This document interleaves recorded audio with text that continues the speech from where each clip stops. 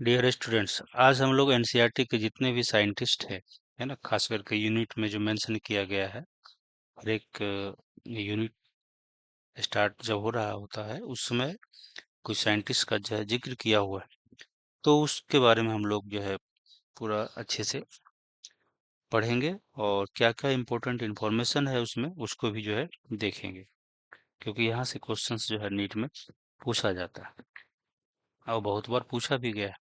पिछले बार भी जो है पूछा गया था 2025 में जो है रामदेव मिश्रा के बारे में। तो लेट्स बिगिन, हम लोग स्टार्ट करते हैं और फिर जहाँ जहाँ इम्पोर्टेंट पॉइंट होगा उसको मैं बताऊंगा और इससे रिलेटेड क्वेश्चंस भी हम लोग डिस्कस करेंगे। तो सबसे पहला जो साइंटिस्ट है वो अर्नस्ट मायर के बारे में दिया गया है। इनके बारे में कहा गया है कि ही वाज बोर्न ऑन 1904 क्रैम्पटन, है ना, क्रैम्पटन एक शहर था जर्मनी में। जो सबसे इम्पोर्टेंट पॉइंट है the Darwin of the 20th century, इनको जो है the Darwin of the 20th century बोला जाता है। ये इम्पोर्टेंट पॉइंट है नीट के पॉइंट ऑफ व्यू से, तो ये नीट में जो है आ सकता है। One of the 100 greatest scientist, है ना, सैकड़ों साइंटिस्ट में से इनका भी एक नाम है, ग्रेटेस्ट में से ये आते हैं। इवोल्यूशनरी बायोलॉजिस्ट, है ना, इवोल्यूशन से रिलेटेड काम जो है करते थे हार्वर्ड यूनिवर्सिटी में, है ना, department of faculty of arts and science biology section जो है वहाँ पे इवोल्यूशनरी बायोलॉजिस्ट थे। टाइटल एज्यूम्ड, इनको टाइटल जो है दिया गया Alexander Agassiz professor of zoology emeritus, है ना, इनको जो है ये टाइटल दिया गया था। तो ये भी जो है एक इम्पोर्टेंट पॉइंट है जो पूछा जा सकता है कि Alexander Agassiz professor of zoology emeritus का जो टाइटल है किसको दिया गया था। तो ये क्वेश्चन आ सकता है, तो ये ध्यान रखना है, ये ज़्यादा इम्पोर्टेंट है। इसके बाद आगे चलते हैं। रिसर्च एरिया, इनका रिसर्च एरिया जो है वो इवोल्यूशन था, सिस्टमैटिक्स, है ना, मेन तो ये था ही सिस्टमैटिक्स, जिसके बारे में हम लोग जानते हैं टेक्सोनॉमी प्लस फाइलोजेनी, है ना, और जो कि हम लोग लिविंग वर्ल्ड में देखेंगे। टेक्सोनॉमी जो हो गया, ये इस फील्ड में भी इनका रिसर्च एरिया था, रिसर्च का काम करते थे। ऑर्निथोलॉजी, वर्ड्स के बारे में स्टडी करते थे। जो जियोग्राफी, एनिमल्स का जियोग्राफिकल डिस्ट्रीब्यूशन, किस एरिया में किस तरह के एनिमल्स मिलते हैं, इस तरह के काम भी जो है करते थे। History and philosophy of biology, है ना, इस फील्ड में भी जो है उनका काम रहा। डेफिनेशन ऑफ बायोलॉजिकल स्पीसीज, ये क्वेश्चन ऑलरेडी नीट में जो है पूछा जा चुका है, तो ये आप याद रखेंगे कि बायोलॉजिकल स्पीसीज, स्पीसीज जो है अलग अलग टाइप का जो है डिफाइन किया गया है, बताया गया है। स्पीसीज का टाइप जैसे इकोलॉजिकल स्पीसीज हो गया, है ना, आपका बायोलॉजिकल स्पीसीज हो गया। तो बायोलॉजिकल स्पीसीज का डेफिनेशन जो है अर्नस्ट मायर ने दिया था। ये क्वेश्चन ऑलरेडी नीट में आया हुआ है। तो biological species was defined by Ernst मायर, ये क्वेश्चन आपको एकदम से, ये पॉइंट जो आपको याद रखना है। Origin of species diversity, species का डाइवर्सिटी का शुरुआत कैसे हुआ, है ना, इसको सिंगल हैंडेडली इन्होंने एक क्वेश्चन बना दिया था पूरे इवोल्यूशनरी बायोलॉजी के बीच में, जो है made a central question of evolutionary biology, है ना।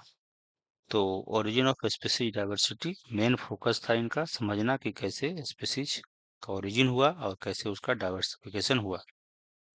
तो ये पॉइंट भी जो है आप याद रख सकते हैं।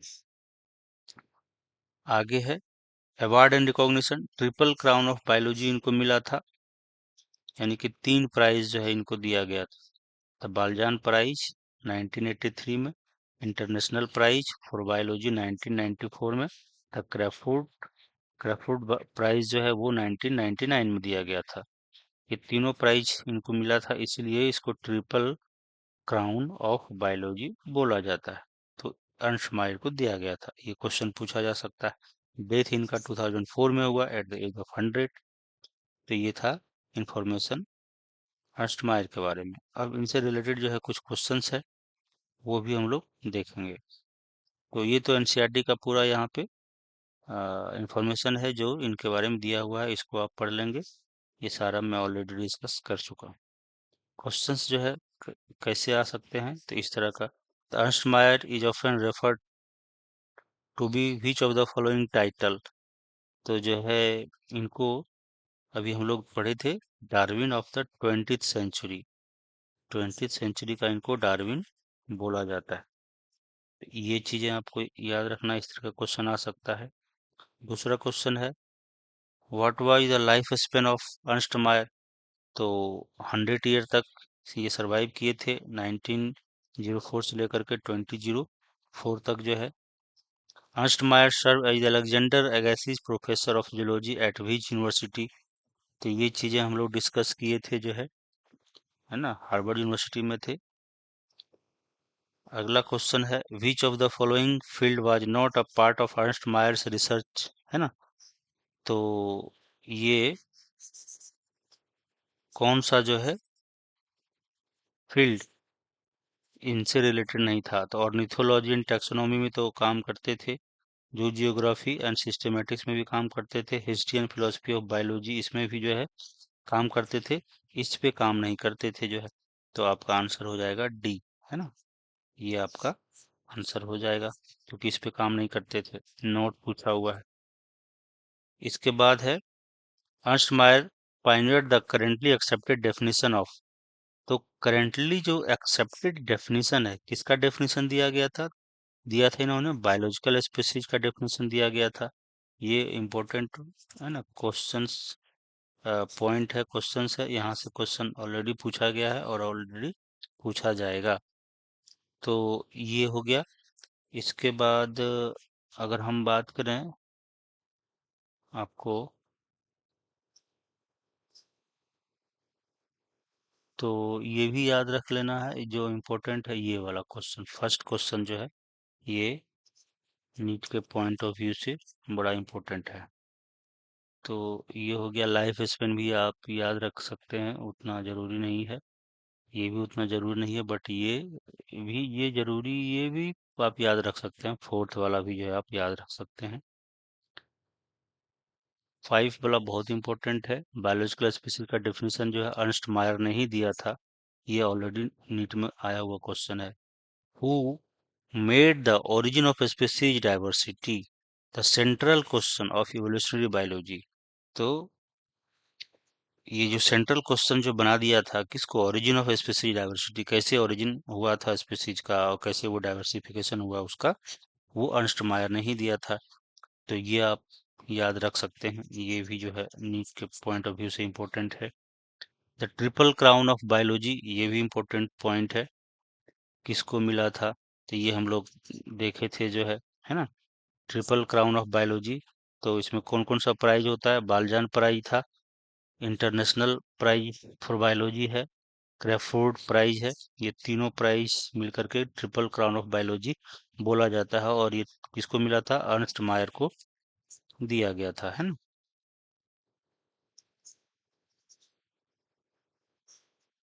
अर्नस्ट मायर को दिया गया था। तो ये आपको याद रखना है, ये भी जो है नीट के पॉइंट ऑफ व्यू से बड़ा इंपॉर्टेंट है। इसके बाद है, in which year was Ernst Mayr awarded the Crafoord prize. तो क्रैफोर्ड प्राइज जो है वो 1999 में दिया गया था, क्रैफोर्ड प्राइज। या इस तरह का क्वेश्चन भी पूछा जा सकता है, इंडिविजुअल प्राइज के बारे में भी पूछा जा सकता है। अब हम लोग कैथरीन इसाऊ के बारे में पढ़ेंगे, तो उसका भी जो है हम लोग देखेंगे। कैथरीन इसाऊ, तो ये जो है कैथरीन इसाऊ जो है,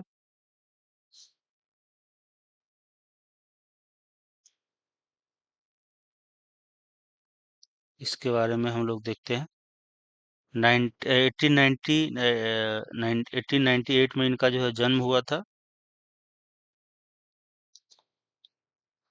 और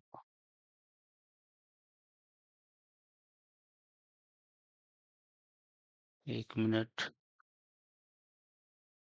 हाँ, 1898 में जो है इनका जन्म हुआ था, 1997 में इनका डेथ हुआ था at the age of 1990 year, ना लगभग 99 साल जो है इनका जो है लाइफ स्पेन रहा। एजुकेशन एग्रीकल्चर जो है फील्ड से इनका एजुकेशन रहा है, यानी कि जो इनिशियल एजुकेशन ग्रेजुएशन मास्टर ये सब है, ये आपका कॉलेजेज में जो ग्रेजुएशन जो इनका एजुकेशन रहा है वो एग्रीकल्चर फील्ड से रहा। और रसिया एंड जर्मनी में इन्होंने ये सारे एजुकेशन जो है लिया जो है। उसके बाद फिर पीएचडी जो है डॉक्टरेट डिग्री जो है वो उन्होंने यूएसए में किया था, 1931 में जो है किया था। इसके बाद साइंटिफिक कंट्रीब्यूशन जो है, तो ये इम्पोर्टेंट पॉइंट है। अर्ली जो है research on virus transmission, virus का ट्रांसमिशन कैसे होता है उस पे काम किए थे। Discovered and reported the curly top virus spread through the plant, है ना। कर्ली टॉप वायरस वो स्प्रेड करता है through the plant via phloem, ये याद रखना है ना, जाइलम के थ्रू नहीं होता है। फ्लोएम क्या है, फूड कंडक्टिंग टिश्यू है। तो इसको इसके थ्रू जो है वो जो टॉप आपका कर्ली वायरस है, कर्ली टॉप वायरस, है ना। जैसे ये मान लेते हैं कि आपका यहाँ पे वायरल वायरस का ये है ना इन्फेक्शन हुआ और ये प्लांट में जो है एंट्री किया, तो ये फ्लोएम के थ्रू, ये आपका मान लेते हैं फ्लोएम है, तो फ्लोएम के थ्रू जो है पूरे प्लांट में ये स्प्रेड कर जाएगा, है ना। ये अगर आपका यहाँ पे देखेंगे तो ये वायरस है, वायरस जो है फ्लोएम के थ्रू जो है ये हर जगह फैल जाएगा। तो ये इम्पोर्टेंट जो है आपका पॉइंट है जो आपका नीट में एकदम से पूछा जा सकता है ना। वायरस का ट्रांसमिशन पे जो है इनका काम था, ये जो है पॉइंट एकदम से इम्पोर्टेंट है।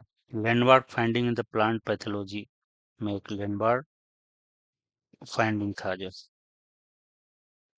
इसके बाद हम लोग बात करते हैं इनसे जो रिलेटेड बुक जो है, मोस्ट फेमस बुक है जो है वो प्लांट एनाटॉमी, है ना। ये जो है प्लांट एनाटॉमी बुक लिखी थी 1954 में। रिवाइव्ड दिस सब्जेक्ट, और इस सब्जेक्ट को प्लांट एनाटॉमी जो सब्जेक्ट है उसको रिवाइवल में जो है बड़ा इनका ये बुक जो है का इस बुक का बड़ा रोल रहा है जो। Introduce the dynamic and developmental approach, इस बुक में जो है वो डायनामिक एंड डेवलपमेंटल अप्रोच से जो है इनको लिखा गया था, to enhance the understanding of plant structure, plant के स्ट्रक्चर की जो समझ है उसको बढ़ाने के लिए इस तरीके से इनको लिखा गया था।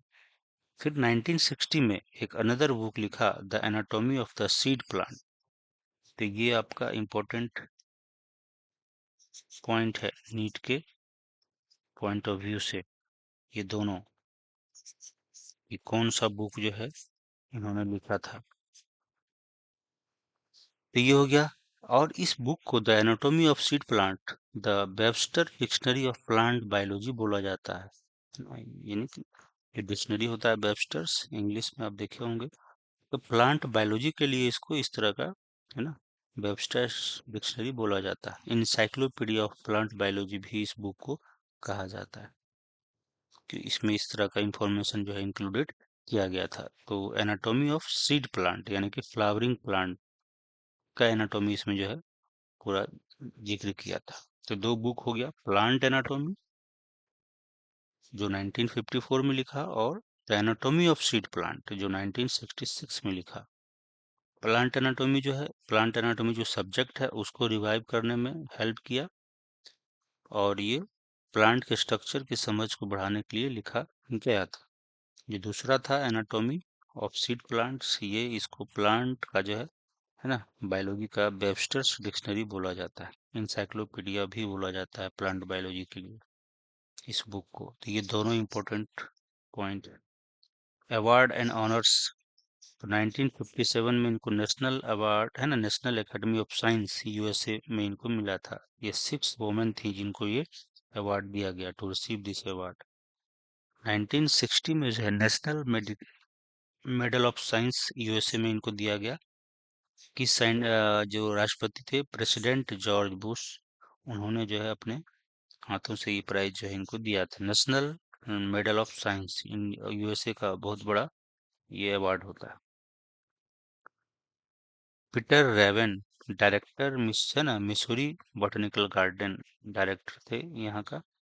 इन्होंने, इनका जब डेथ हुआ था तो इन्होंने कहा था, she absolutely dominated the field of plant biology even at the age of 99। इन्होंने कहा था कि ये 1990 है ना, 99 ईयर की एज में भी प्लांट बायोलॉजी के फील्ड में इसका अपना एक दबदबा था, है ना। इनका एक डोमिनेंस जो है था इस फील्ड में, जो है ये पूरी तरीके से डोमिनेट करते थे, जो है इस तरह का जो है काम इन्होंने किया। तो पीटर रेवन का स्टेटमेंट किसके बारे में दिया गया था, किस साइंटिस्ट के बारे में दिया गया था? तो कैथरीन इसाऊ के बारे में दिया गया था कि ये इन्होंने 99 ईयर्स के एज में भी प्लांट बायोलॉजी के फील्ड में एक अपना डोमिनेंस जो है बनाए रखे हुए थे। तो ये प्राइस भी याद रखना है, नेशनल एकेडमी ऑफ साइंस। ये उतना उतना इम्पोर्टेंट नहीं है जितना उनका रिसर्च एरिया वाला इम्पोर्टेंट था कि किस पे काम करते थे, वायरस ट्रांसमिशन के बारे में। तो ये हो गया इनका फादर ऑफ प्लांट एनाटॉमी, है ना। एनाटॉमी पे काम तो इनका बहुत ज्यादा था, कैथरीन इसाऊ का, लेकिन father of plant anatomy Nehemiah Grew, इनको बोला जाता है ना। ये चीजें कभी कभी पूछा जा सकता है कंफ्यूज करने के लिए, है ना, रैप करने के लिए, कि फादर ऑफ प्लांट एनाटॉमी किसको कहा जाता है।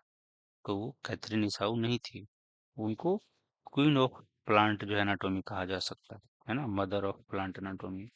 But father of plant anatomy जो है वो नेहेमिया ग्रीव को बोला जाता है, ग्रीव को। तो कैथरीन इसाऊ को मदर ऑफ प्लांट एनाटॉमी बोल सकते हैं, क्वीन ऑफ प्लांट एनाटॉमी बोल सकते हैं, है ना। तो आगे हम लोग चलते हैं, इससे रिलेटेड जो क्वेश्चंस है उसको भी हम लोग देखते हैं। तो यहाँ पे ये सारा एनसीईआरटी का पोर्शन दिया हुआ है, इसको आप देखेंगे। Catherine Esau was born in, तो इनका जो है जन्म यूक्रेन में हुआ था। कैथरीन इसाऊ जो रिसीव्ड हर डॉक्टरेट इन 1931 में जो है इनको डॉक्टरेट का डिग्री मिला था, डिस्कस कर चुके हैं। प्लांट एनाटॉमी जो है पब्लिश हुआ था 1954 में, जो है ना। तो ये सब चीजें जो है आपको याद रखनी है। इसके बाद जो है the anatomy of sweet plant by Katherine Esau is referred to as the Webster of plant biology, ये चीजें आपको ध्यान रखनी है। इसके बाद Katherine Esau reported the curly top virus spread through, तो ये फ्लोएम के थ्रू जो है स्प्रेड करता है। ये आपका नीट के पॉइंट ऑफ व्यू से बहुत जो है इम्पोर्टेंट है। हम्म, ये भी इम्पोर्टेंट है ना? ये भी आपका इम्पोर्टेंट है, ये भी आपका इम्पोर्टेंट है, बुक से रिलेटेड इंफॉर्मेशन। इसके बाद हम लोग बात करते हैं कैथरीन इसाऊ, ये सेशन रीजन टाइप का क्वेश्चन है। Katherine Esau is regarded as the mother queen of plant anatomy, है ना। तो कैथरीन इसाऊ को मदर और क्वीन ऑफ प्लांट एनाटॉमी कहा जाता है, ये बात सही है। फादर ऑफ प्लांट एनाटॉमी इनको नहीं बोला जाता है। हर बुक प्लांट एनाटॉमी 1954 में जो पब्लिश्ड हुआ, डायनामिक एंड डेवलपमेंटल अप्रोच, इसमें जो है वो अपनाए थे, that revived the discipline of world wide. तो डिसिप्लिन को रिवाइव द डिसिप्लिन, कौन सा डिसिप्लिन? तो यहाँ पे बोल रहे हैं प्लांट एनाटॉमी जो डिसिप्लिन है, सब्जेक्ट है, डिसिप्लिन का मतलब यहाँ पे प्लांट एनाटॉमी जो है सब्जेक्ट है, उसको जो है जिंदा करने में यानी फिर से रिवाइव करने में हेल्प किया था। ये दोनों स्टेटमेंट जो है आपका सही है। तो इसीलिए इसको क्वीन ऑफ प्लांट एनाटॉमी बोला जाता है ना, क्योंकि रिवाइव करने में इनको जो है ये बहुत बड़ा रोल प्ले किया था इस बुक के थ्रू जो है। तो इसका आंसर जो है आपका 6 का रीजन भी सही है, और एक्सप्लेनेशन भी जो है ये कर रहा है ना। डायनामिक डेवलपमेंटल अप्रोच लिया था और ये रिवाइव किया था इस सब्जेक्ट को, यानी कि फिर से पुनर्जन्म इस सब्जेक्ट को दिया गया, है ना। प्लांट एनाटॉमी को पुनर्जन्म देना, यानी कि mother queen of plant anatomy इसको इसलिए बोला जाता है। तो एक्सप्लेनेशन भी कर रहा है ये, तो आपका आंसर हो जाएगा both assertion and reasons are true and explanation are जो एक्सप्लेन कर रहा है ए को। सेवेंथ क्वेश्चन जो है करली टफ वायरस है ना, ये आपका एकदम से इम्पोर्टेंट क्वेश्चन है नीट के पॉइंट ऑफ व्यू से। ट्रांसलोकेटेड वाया फ्लोएम, ये बात सही है। This was exceptionally experimentally shown by Katherine Esau in her early publications, तो ये बात भी जो है सही है ना, कि ये जो है फ्लोएम के थ्रू ट्रांसमिट होता है। और ये बता रहा है इसके बारे में कि ये कैथरीन इसाऊ के द्वारा बताया गया था इन हर अर्ली पब्लिकेशन, तो इसको एक्सप्लेन भी कर रहा है। तो सेवेंथ का फिर से ए हो जाएगा, है ना।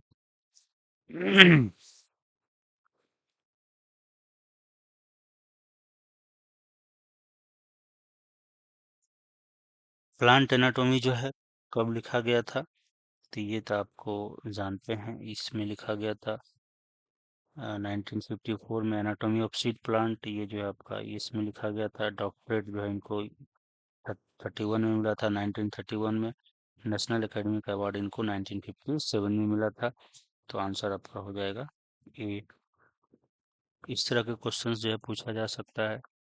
Arrange in correct chronological order, तो सबसे पहले इनको जो है इससे रिलेटेड जो है इंफॉर्मेशन सबसे पहले क्या होगा, तो आपका प्लांट एनाटॉमी, सबसे पहले जो है प्लांट एनाटॉमी बुक लिखी थी इन्होंने 1954 में। फिर जो है आपका ये बुक लिखी एनाटॉमी ऑफ सीड प्लांट 1960 में जो है। उसके बाद फिर received medical national medal of science, तो ये आपका हो जाएगा 1 2। अच्छा, elected national academy of science, ये जो है 1957 में, है ना। यही हम लोग यहाँ पे देखे थे इनको जो है ना, 1957 में जो है इनको ये नेशनल एकेडमी ऑफ साइंस दिया गया था, इसीलिए ये पहले आ जाएगा यहाँ पे, है ना। ये आपका इसमें आ जाएगा। और नेशनल मेडल ऑफ साइंस, ये आपको इनको 1960 में नेशनल मेडल ऑफ साइंस दिया गया था, है ना। तो ये आपका आ जाएगा इसमें।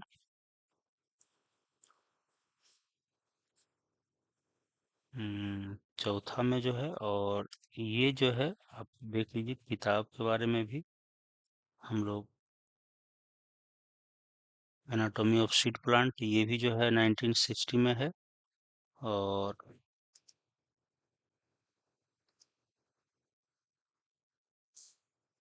ये जो मेडल साइंस है ना, ये भी जो है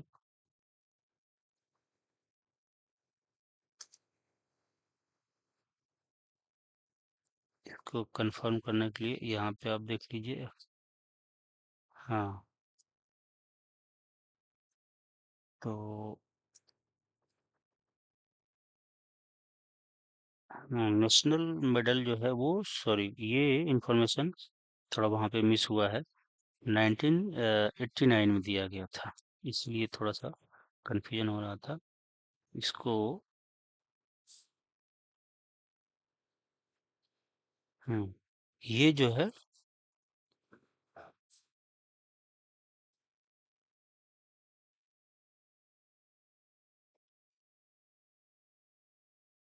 यहाँ पे ये इंफॉर्मेशन ये ना लिख करके ये आपको थोड़ा बदलना पड़ेगा। नेशनल मेडल ऑफ साइंस, ये 89 में ये जिक्र है, ठीक है। तो ये एक, अब आगे जो है हम लोग देखते हैं, तो ये हो गया 1989 में, है ना। ये इंफॉर्मेशन आपको यहीं से देखने को मिल जाएगा।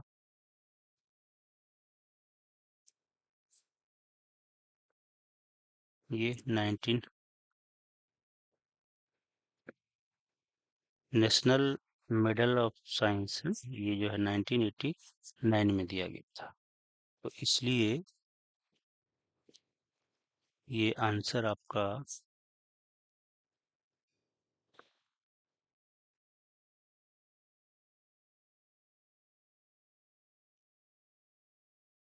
ये इसका, हाँ, इसका जो आंसर है इस 9th क्वेश्चन का,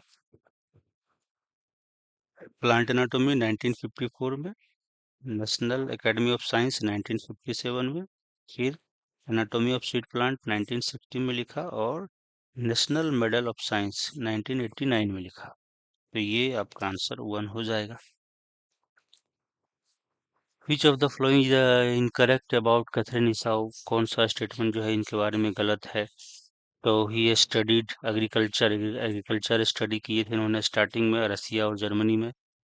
जर्मनी में जो है पीएचडी किया था, ये आपका गलत हो जाएगा, है ना।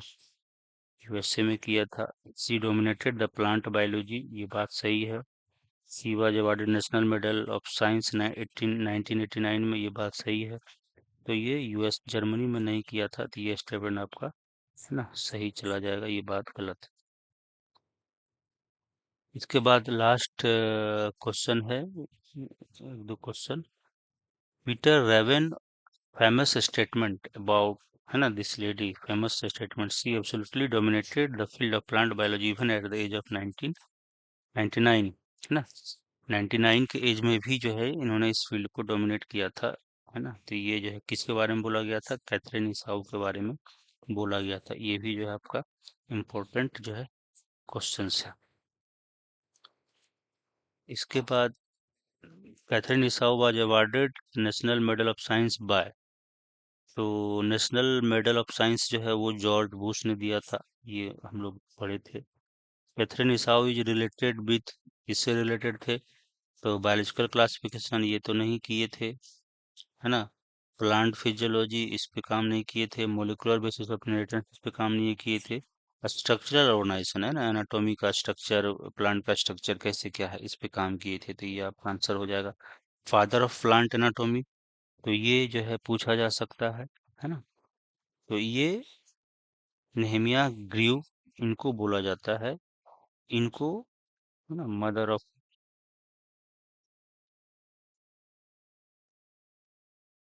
प्लांट टोमी कहा जा सकता है ना, या क्वीन है ना, ऑफ प्लांट एनाटॉमी। तो ये नेहेमिया, है ना, ग्रीव जो हो जाएगा फादर ऑफ प्लांट एनाटॉमी। इसके बाद आगे है, कैथरीन जो है इसाऊ मेनली वर्क ऑन, तो किस पे काम किए थे कैथरीन इसाऊ ने? प्लांट का वायरोलॉजी और एनाटॉमी पे काम किए थे। इसके बाद जो है आपका early research was on the transmission of, तो ये आपका 15 नंबर का क्वेश्चन, ये भी बड़ा इंपॉर्टेंट है ना, ये भी क्वेश्चन आ सकता है। फिर जो है her early research was on transmission of, ये भी जो है एकदम से क्वेश्चन आ सकता है, नीट में इंपॉर्टेंट क्वेश्चंस है। तो कर्ली वायरस, है ना, curly top virus via phloem, phloem के थ्रू हुआ था, जाइलम के थ्रू नहीं हुआ था। के बाद आगे है, which book brought revival of the plant anatomy, plant anatomy को रिवाइव करने में जो है प्लांट एनाटॉमी बुक ही, है ना, उसी नाम से बुक भी लिखे थे इन्होंने, प्लांट एनाटॉमी के नाम से 1954 में। और इनका डेथ जो है वो 99 ईयर में हुआ था जो है। अब अगला जो साइंटिस्ट है वो है जीएन रामाचंद्रन,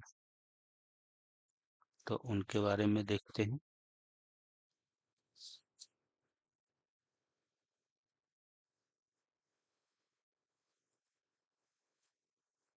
जीएन रामाचंद्रन जो है, इनका बॉर्न, है ना,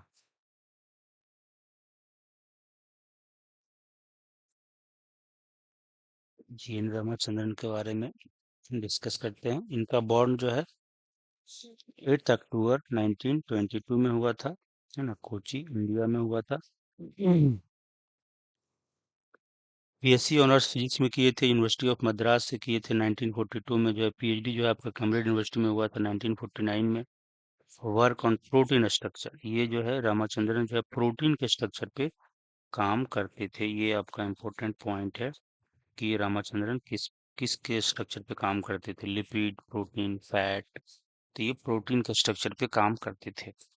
founder of Madras school of conformational analysis of biopolymers. Biopolymers मतलब जैसे आपका कार्बोहाइड्रेट हो गया, डीएनए, आरएनए है, सब बायोपॉलीमर ही है ना।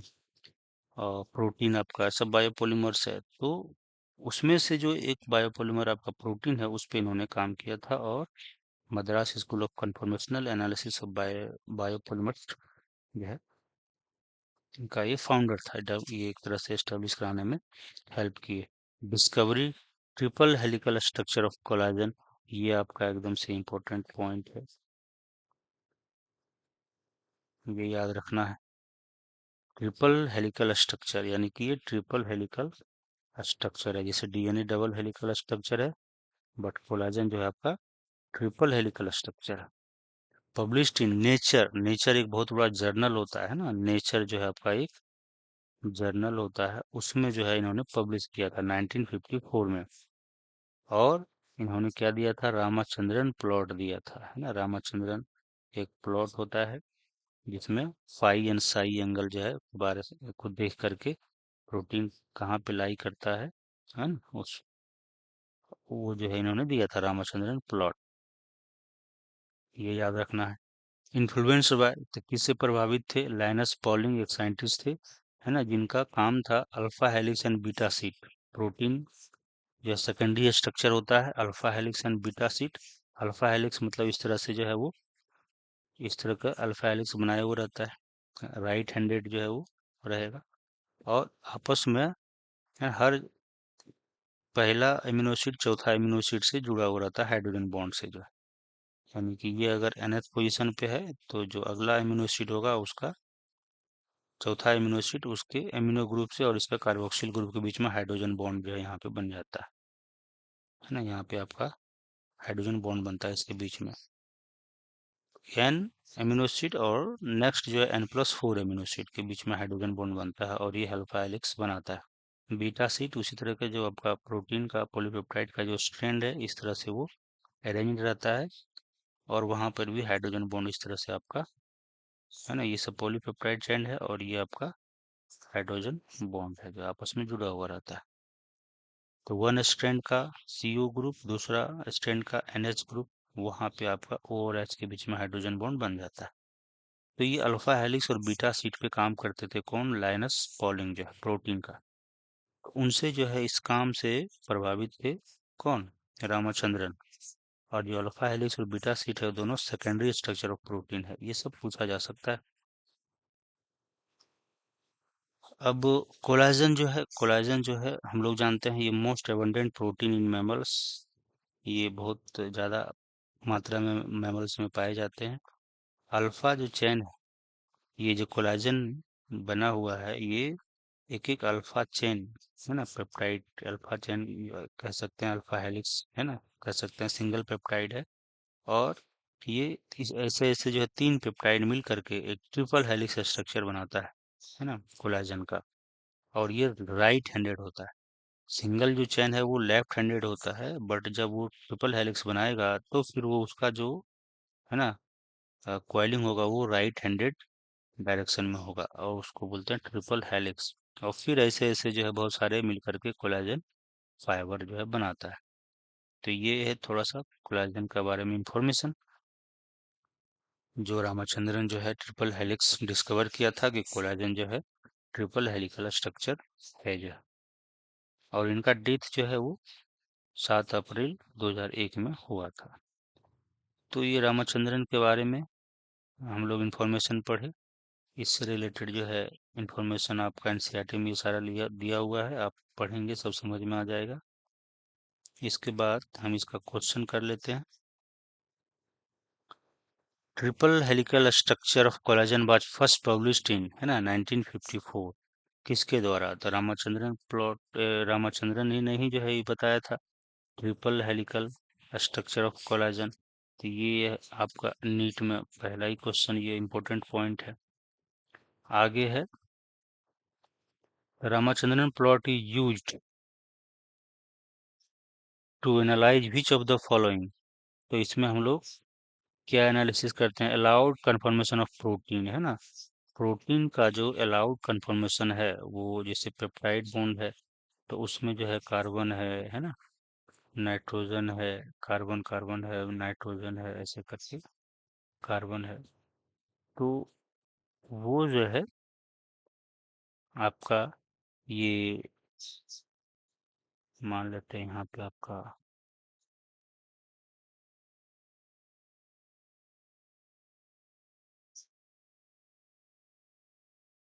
इस तरह का बॉन्ड है बना हुआ जो है ना, इस तरीके से। और ये आपका पेप्टाइड बॉन्ड हो जाएगा।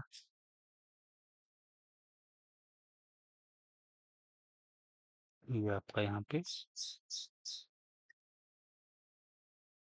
पेप्टाइड बॉन्ड है, इस तरह से एक पेप्टाइड बॉन्ड बन जाता है।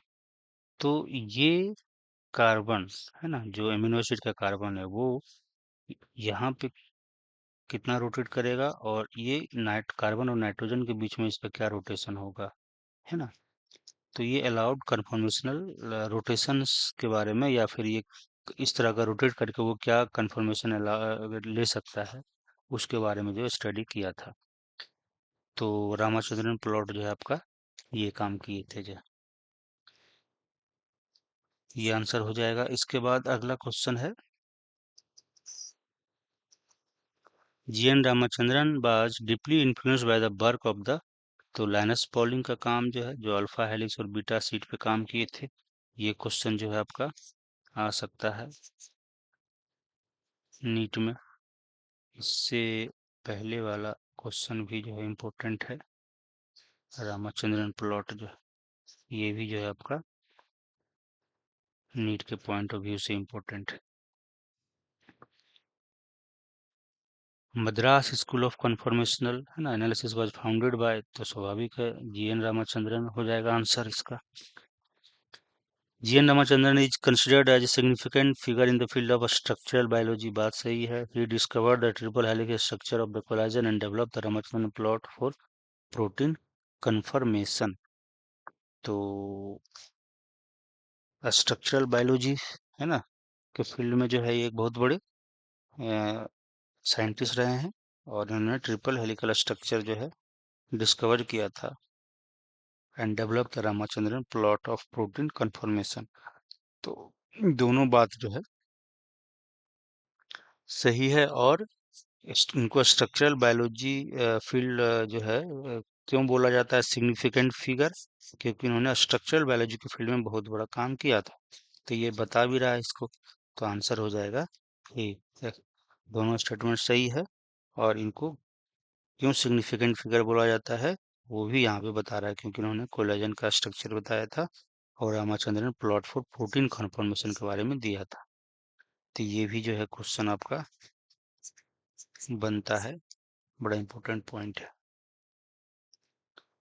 सिक्स में जो है, in which year was discovery of triple helical structure of the collagen fibre is published, है ना, published in the journal Nature. Nature जो पत्रिका है, उसमें जो है हम लोग पढ़े थे 1954 में पब्लिश किया था।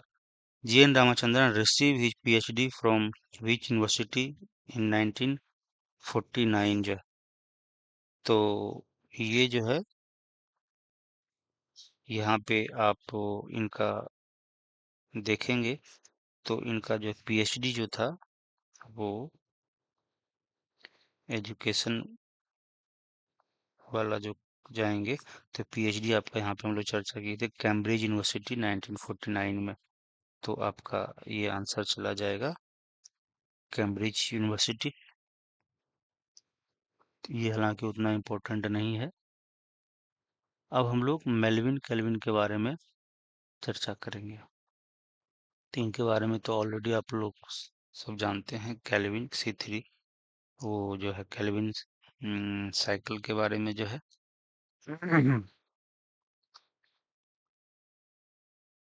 वो इसके बारे में हम लोग देखते हैं।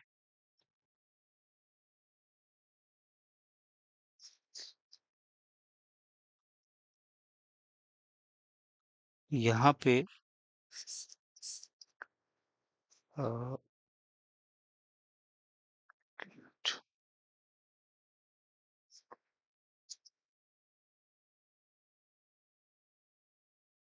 मेल्विन केल्विन के बारे में हम लोग यहाँ पे देखेंगे। इनका जो है बॉर्न मिनेसोटा में हुआ था 1911 में। केमिस्ट्री से जो है इनका पीएचडी रहा है मिनेसोटा यूनिवर्सिटी से ही। Professor of chemistry university of California Berkeley. तो ये सब जो है जो सिटी है ये सब जो है आपका यूएसए में। तो सारा जो है इनका पढ़ाई लिखाई वहीं पे हुआ। आगे है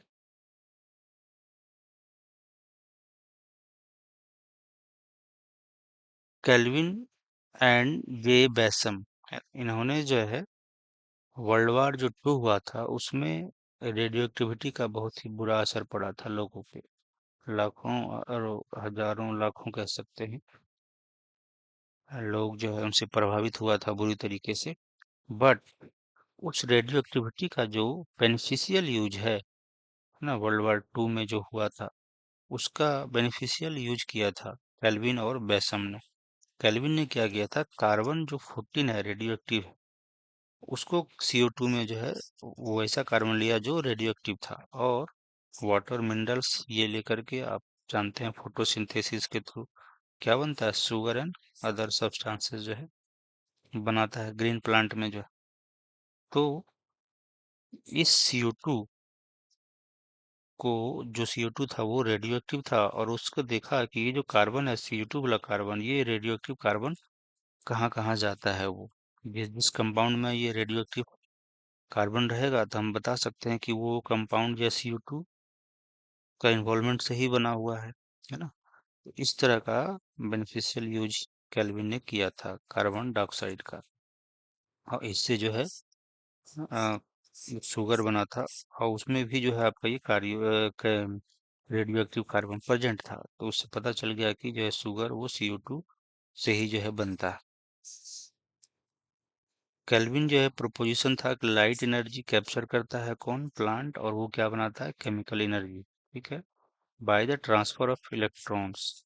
तो लाइट एनर्जी और उसको कन्वर्ट करता है केमिकल एनर्जी। हम लोग ऑलरेडी फोटो सिस्टम 2 और 1 में पढ़े होंगे कैसे जो है इलेक्ट्रॉन का ट्रांसफर होता है ना।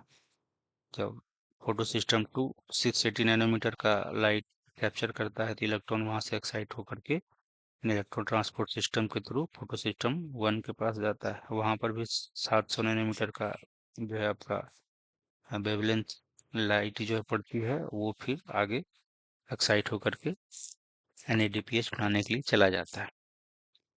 तो ये हम लोग ऑलरेडी पढ़े थे जो है तो कहा उन्होंने कहा था केल्विन का जो प्रोपोजिशन था कि प्लांट जो है वो लाइट एनर्जी को कैप्चर करके केमिकल एनर्जी में बनाता है by the transfer of electrons.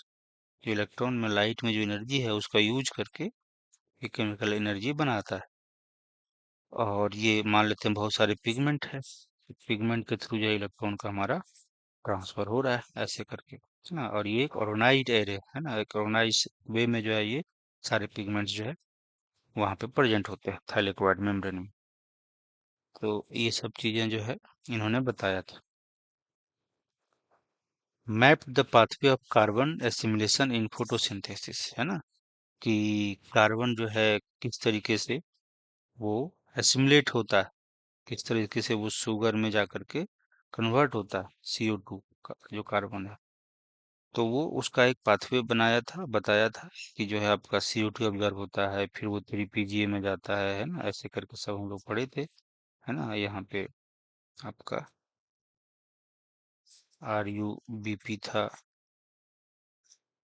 ये मिल करके जो है आपका 6 कार्बन का कंपाउंड बनाता था जो कि अनस्टेबल होता था फिर वो 3 PGA में जो है कन्वर्ट होता था है ना।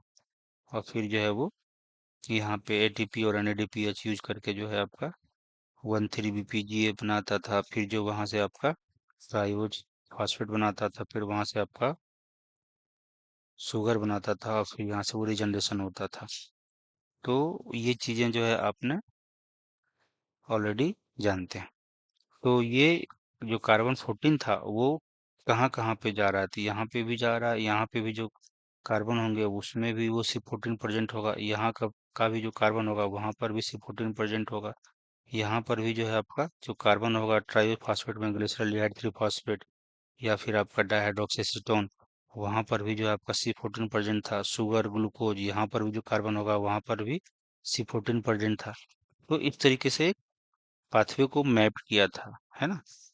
तो इसके लिए इनको नोबेल प्राइज जो है मिला 1961 में। द प्रिंसिपल ऑफ फोटोसिंथेसिस, किस तरह से वो लाइट कैप्चर करता है और केमिकल एनर्जी में कन्वर्ट करता है, इसको, है ना, अलग अलग स्टडीज में यूज जो है किया जाता है इस प्रिंसिपल को। और वो कौन कौन सा स्टडीज है? Renewable resource for energy and materials, इसमें जो है इसका कैसे यूज किया जाए लाइट एनर्जी को, है ना, एज ए रिन्यूएबल सोर्स जो है। और सोलर एनर्जी रिसर्च, जैसे आजकल इतने सारे सोलर प्लेट्स होते हैं, उससे हम लोग, आप बहुत सारे लोग, है ना, इलेक्ट्रिसिटी प्रोड्यूस कर रहे हैं, उसके लिए कुकिंग का जो है आजकल इंडक्शन जो है वो उस लाइट का यूज किया जा सकता है, और भी तरह तरह का चीजें जो है हम लोग सोलर एनर्जी का यूज कर सकते हैं। तो उस प्रिंसिपल का जो है यूज हो रहा है ना, कि कैसे लाइट एनर्जी जो है कन्वर्ट करता है केमिकल एनर्जी में। तो ये करके यहाँ से आपका क्वेश्चन जो है नीट में आ सकता है ना, इस प्रिंसिपल का यूज कहाँ कहाँ पर होता है, नोबेल प्राइज जो है इनको क्यों दिया गया था, है ना, map the pathway of carbon assimilation, है ना, इन फोटोसिंथेसिस, ये क्वेश्चन आ सकता है। तो ये था आपका मेल्विन एंड केल्विन के बारे में। तो हम लोग आगे चलते हैं, और यहाँ पे ये सब एनसीईआरटी का लाइन है। अब क्वेश्चंस देख लेते हैं। Melvin kelvin received his PhD in chemistry from which of the following जो है यूनिवर्सिटी, तो मिनेसोटा से जो है, नहीं, यूनिवर्सिटी ऑफ कैलिफोर्निया बर्कली, है ना, यहाँ से जो इन्होंने पीएचडी किया था। हम लोग ऑलरेडी यहाँ पे डिस्कस किए थे जब उनका एजुकेशन के बारे में देख रहे थे। तो ये चीजें आपको यहाँ पे दिख जाएगा, ये यूनिवर्सिटी ऑफ कैलिफोर्निया, है ना। एक मिनट, यूनिवर्सिटी ऑफ मिनेसोटा, हाँ, पीएचडी जो है, पीएचडी इनका यूनिवर्सिटी ऑफ मिनेसोटा से था, और प्रोफेसर ऑफ केमिस्ट्री बने थे कैलिफोर्निया बर्कले में। तो ये क्वेश्चन आपको मिनेसोटा वाला हो जाएगा, कैलिफोर्निया में वो प्रोफेसर थे। तो ये आपका पीएचडी जो है केमिस्ट्री में कहाँ से लिया था? यूनिवर्सिटी ऑफ मिनेसोटा में। और वो नोबेल प्राइज जो है इनको मिला था, कब मिला था? 1961 में मिला था। ये हम लोग देखे थे, है ना।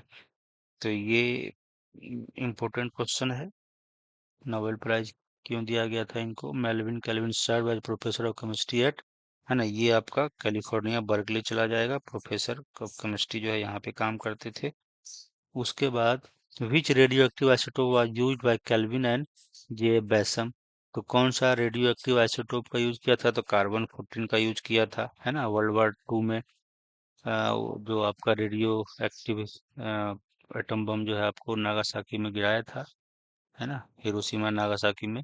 तो उसका बहुत बैड इफेक्ट हुआ था, बट उस बैड इफेक्ट को एक तरह से उस चीज को इन्होंने बेनिफिशियल यूज में यूज किया था, और फोटोसिंथेसिस में जो आपका केल्विन का जो साइकिल है उसमें देखा था कि कार्बन का जो पाथवे है, कार्बन जो असिमुलेट हो रहा है, वो किस कौन कौन सा कंपाउंड आगे जा करके वो बना रहा है और शुगर में कन्वर्ट हो रहा है। According to Kelvin's proposition, plant convert light energy into chemical energy by, तो ये भी क्वेश्चन जो है आपका, है ना, नीट के ख्याल से इम्पोर्टेंट है। तो इन्होंने कहा था कि transferring of electron in organise area of pigment molecules, है ना, ये जो है इन्होंने बात कहा था। तो इनका जो प्रोपोजिशन है, केल्विन का प्रोपोजिशन, कि transferring an electron in organise area of pigment molecules, और ऐसा करके लाइट एनर्जी को वो केमिकल एनर्जी में,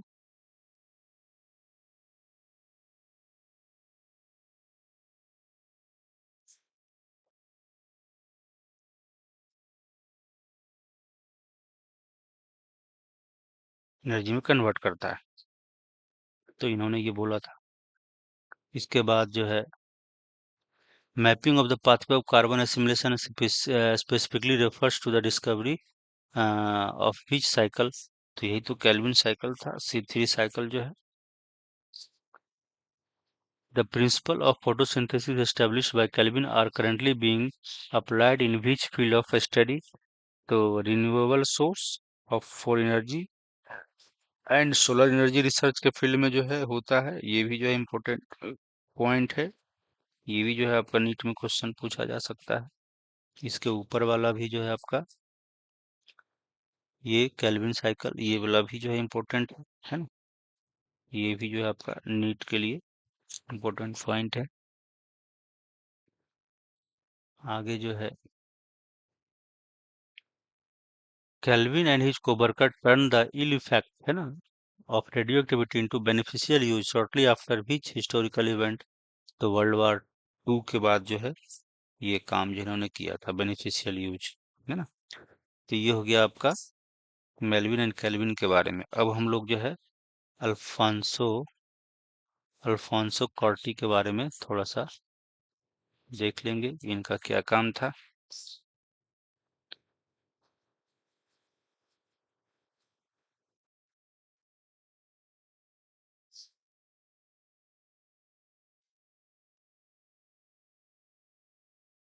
अल्फांसो कॉर्टी ये जो है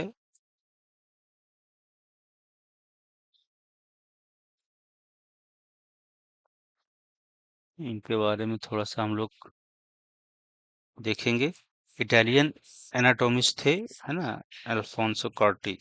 1922 में इनका जन्म हुआ था। साइंटिफिक जो करियर है इनका स्टार्टिंग जो किया था वो कार्डियोवास्कुलर सिस्टम ऑफ रेप्टाइल्स के बारे में ये स्टडी करते थे। कार्डियोवास्कुलर सिस्टम ऑफ रेप्टाइल्स, और बाद में जाकर के मेमेलियन ऑडिटरी सिस्टम पे इन्होंने काम किया था। तो इनका रिसर्च जो है यहाँ से यहाँ पे शिफ्ट हुआ इस तरीके से। पहले जो है कार्डियोवास्कुलर सिस्टम ऑफ रेप्टाइल्स, ये जो है इम्पोर्टेंट पॉइंट, और फिर वो मेमेलियन ऑडिटरी सिस्टम पे जो है काम करना शुरू किए। रिसर्च पब्लिकेशन 1951 में जो है describe the structure located on the basilar membrane of the cochlea. Cochlea के जो बेसिलर मेम्ब्रेन होता है उस पे एक स्ट्रक्चर प्रेजेंट होता है जो आपको हियरिंग में मदद करता है। जिसी इसी स्ट्रक्चर को हम लोग ऑर्गन ऑफ कॉर्टी बोलते हैं। ऑर्गन ऑफ कॉर्टी बोलते हैं। यही आपको हियरिंग में हेल्प है ना।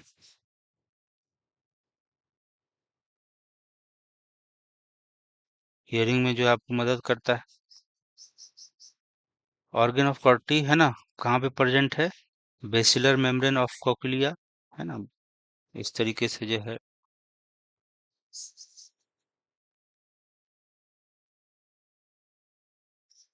स्ट्रक्चर प्रेजेंट होता है। यहाँ पे आपका है ना, यहाँ पे इस तरह का स्ट्रक्चर प्रेजेंट होता है। यहाँ पे हेयर प्रेजेंट होता है। ये टेक्टोरियल जो है मेम्ब्रेन है ना। और ये जब मूव करेगा तो यहाँ से फिर आपका बहुत सारे नर्व फाइबर जो निकले हुए रहते हैं। ये आपका है ना, ये आपका कोक्लियर जो है कोक्लिया, यहाँ पे पूरा इसका स्ट्रक्चर है। यहाँ पे आपका हेयर सेल प्रेजेंट है, और यही ऑर्गन ऑफ कॉर्टी जो है यहाँ पे इसको बोलते हैं। और ये मेम्ब्रेन साउंड के वाइब्रेशन से जो है ये इसमें चेंजेज आते हैं इलेक्ट्रिकल पोटेंशियल में, और ये नर्व फाइबर के थ्रू जो है आपका सेंसेशन होता है, पता चलता है कि भाई कौन क्या बोल रहा है। तो वो आपका जो बेसिलर मेम्ब्रेन, ये बेसिलर आपका मेम्ब्रेन है, ये आपका बेसिलर मेम्ब्रेन है, इसी पे जो है ये है ना प्रेजेंट है।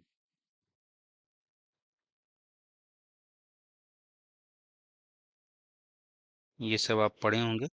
और यहाँ पे ऑर्गन ऑफ कॉर्टी प्रेजेंट है, ये आपका टेक्टोरियल मेम्ब्रेन है, ये सब प्रेजेंट है ना, ये वाला ये पार्ट जो है।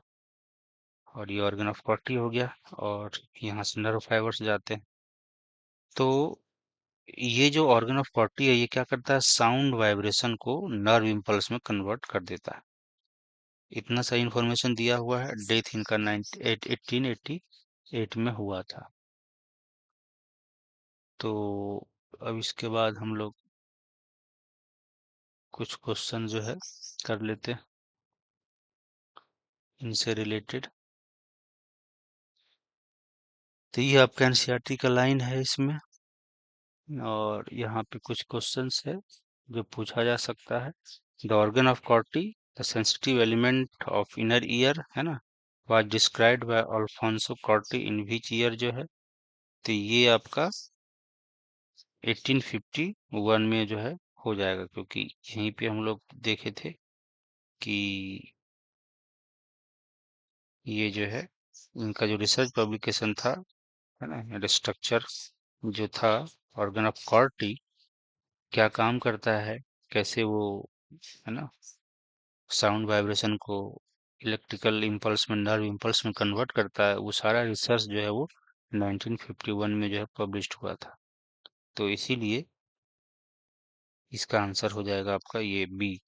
बिफोर फोकसिंग, तो ये क्वेश्चन आपका ईयर वाला पूछा जा भी सकता है। Before focusing on the mammalian auditory system, Alfonso कॉर्टी primarily studied the cardiovascular system of. तो ऑडिटरी जो सिस्टम था मेमेलियन का, उससे पहले अल्फोंसो जो है कार्डियोवास्कुलर सिस्टम ऑफ किसका, रेप्टाइल्स के बारे में जो है स्टडी करते थे। The organ of कॉर्टी is structure located on. तो ये सब क्वेश्चन तो ऑलरेडी आप पढ़े हैं, है ना, ये सब जो है क्वेश्चन जो है इंपॉर्टेंट क्वेश्चंस है। ये आपका कहाँ पे लोकेटेड होता है, बेसिलर मेम्ब्रेन पे प्रेजेंट होता है, और टेक्टोरियल जो मेम्ब्रेन है उससे वाइब्रेशन, उससे टच करके यहाँ पे जो हेयर सेल्स होते हैं वो जो है आपका नर्व इम्पल्स प्रोड्यूस करता है। Organ of कॉर्टी situated with in which fluid filled chamber of cochlea. तो ये स्केला मीडिया, यहाँ पे जो है ये जो हम लोग चर्चा किए थे, ये ये स्केला मीडिया, यहाँ पे जो फ्लूइड होगा उसको हम लोग बोलेंगे मीडिया, है ना। तो ये आपका आंसर हो जाएगा, स्केला मीडिया हो जाएगा। ये ऑलरेडी जो है आप पढ़े होंगे जो। Which cell in the which cells in the organ of Corti act as a primary auditory receptor. तो कौन सा सेल्स करता है, तो हेयर सेल्स होते हैं, है ना, यहाँ पे हेयर सेल्स प्रेजेंट होते हैं। ये सब जो सेल्स है, ये सब जो सेल्स है आपका, वो हेयर सेल्स ही तो है। तो ये प्रेजेंट होता है आपका। आगे है, which what is the specific function of organ of Corti as described by Alfonso। तो ये भी जो है आपका नीट से रिलेटेड क्वेश्चन है।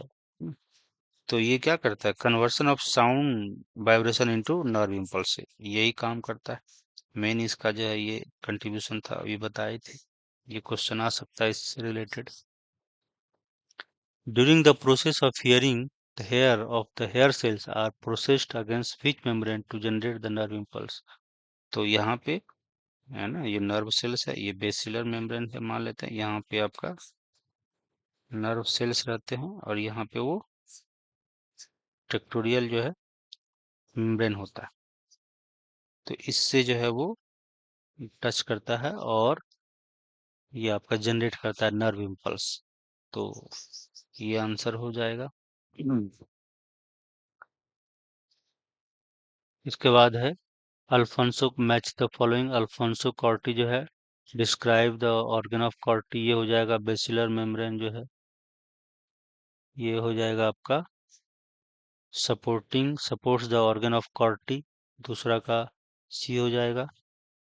और हेयर सेल्स जो है वो आपका, है ना, हेयर सेल्स जो है इसमें हो जाएगा। इंडोलिम्फ जो है वो बेसिलर मेम्ब्रेन जो है आपका सपोर्ट करता है, इसका दो का जो है आपका सी हो जाएगा।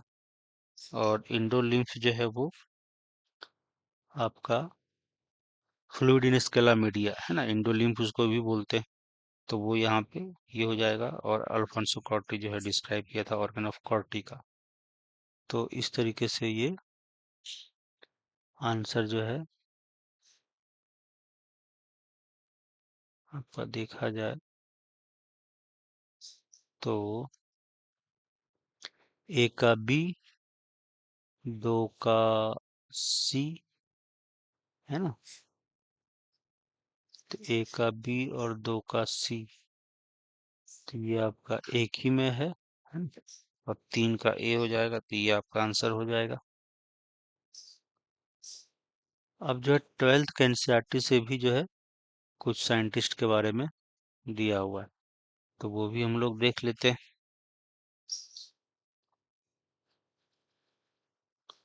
पंचानन माहेश्वरी के बारे में।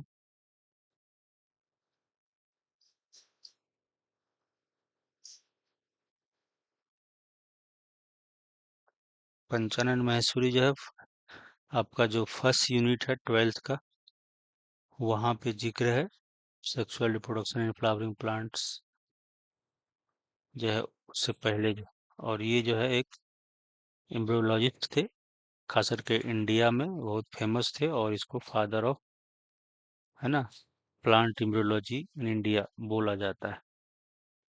तो पंचनंद महेश्वरी जो है वो बॉर्न जयपुर में राजस्थान में हुए थे। मोस्ट डिस्टिंग्विश बॉटनिस्ट है, not only in India but entire world में जो है इनको जाना जाता है। डीएससी जो है इलाहाबाद से किए थे। Inspired by doctor W Dudgeon, है ना, एक जो मिशनरी टीचर थे, उनसे वो इंस्पायर्ड हुए थे, और इन्होंने कहा था कि अगर हमारा कोई स्टूडेंट हमसे आगे प्रोग्रेस करता है तो that will be a great happiness for me, है ना। तो उनसे इंस्पिरेशन मिला, और ये इन्होंने सोचा कि हम क्यों ना एक कुछ ऐसा काम करें जिससे जो है एक तरह से कहीं न कहीं हमारे जो टीचर है वो ज़्यादा खुश हों, है ना, उनके लिए ये कुछ करना चाह रहे थे। तो इन्होंने जो है एम्ब्रियोलॉजी के फील्ड में अपना करियर बनाया, एम्ब्रियोलॉजिकल एस्पेक्ट पे काम किया।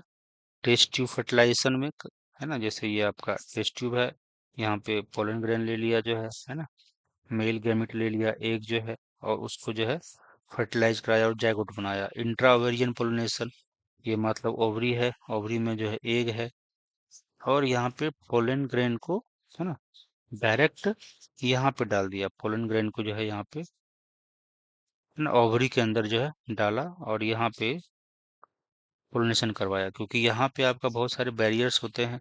अगर सेल्फ इनकम्पेटेबल पोलन ग्रेन है तो भी जो जर्मिनेट नहीं कर पाएगा, या क्रॉस या कोई दूसरा स्पीसीज का पोलन ग्रेन है तो भी जो है वो उस बैरियर को क्रॉस जो है नहीं कर पाएगा, जर्मिनेट ही नहीं होने देगा। तो अगर हम कुछ इस तरह का हाइब्रिड बनाना चाहते हैं तो डायरेक्ट, है ना, इवन सेम स्पीसीज का, अगर सेम प्लांट का पोलन ग्रेन हो तो भी हम डाल करके जो सेल्फ इनकम्पैटिबिलिटी वाली प्रॉब्लम होती है उसको खत्म कर सकते हैं, या कोई दूसरा स्पीसीज का पोलन ग्रेन डाल करके हम यहाँ पे जर्मिनेशन करा सकते हैं। तो इसको बोलते हैं intra ovarian pollination. emphasis on the initiation of the work, है ना, initiation of work on the artificial culture of immature embryo। तो इमेच्योर एम्ब्रियो है उसको आर्टिफिशियली कैसे कल्चर करके, है ना, एक प्लांट में डेवलप किया जाए, तो इस पे जो है ज्यादा इनका फोकस था। तो ये सारा काम है, ये जो है आपका नीट से रिलेटेड एकदम से यहाँ पे क्वेश्चन जो है बनता है, ये सारी चीजें पूछा जा सकता है। Popularise the use of embryological characters in taxonomy. Taxonomy में जो है एम्ब्रियोलॉजिकल कैरेक्टर को यूज किया जाए, है ना, ये भी इम्फेसाइज किया था, तो ये भी जो है एक इम्पोर्टेंट क्वेश्चन बनता है। तो यहाँ पे ये सारे पॉइंट्स आपको क्वेश्चन ही क्वेश्चन है। फिर है considered as a father of Indian plant embryology, ये भी जो है आपका इम्पोर्टेंट पॉइंट है, यहाँ से भी क्वेश्चन को बनाएगा। इ- इनका जो बुक था an introduction to embryology of angiosperm, ये भी जो है ना, एंजियोस्पर्म का एम्ब्रियोलॉजी, है ना, पे इनका ज्यादा काम था, तो इन्होंने बुक जो लिखा था उसका नाम था an introduction to embryology of angiosperm.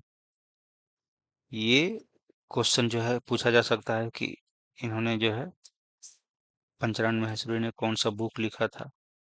उसके बाद इनके गाइडेंस में जो है एनसीईआरटी का बायोलॉजी लिखा गया, हायर सेकेंडरी का जो बायोलॉजी होता है ना, इनके ही लीडरशिप में लिखा गया था।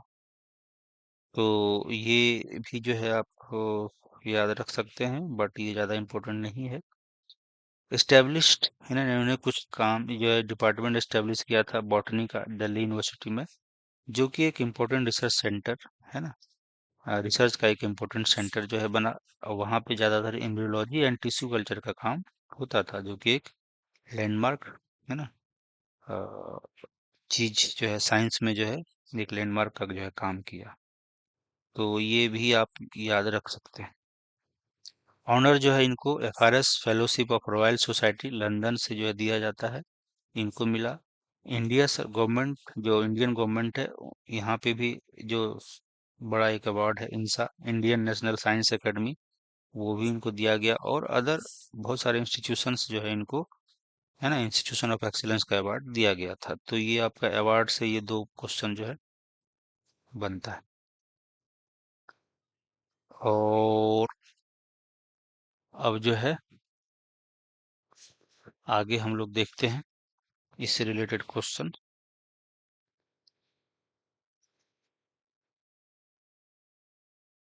Panchanan Maheshwari was born in, तो ये तो आपका इलाहाबाद हो जाएगा।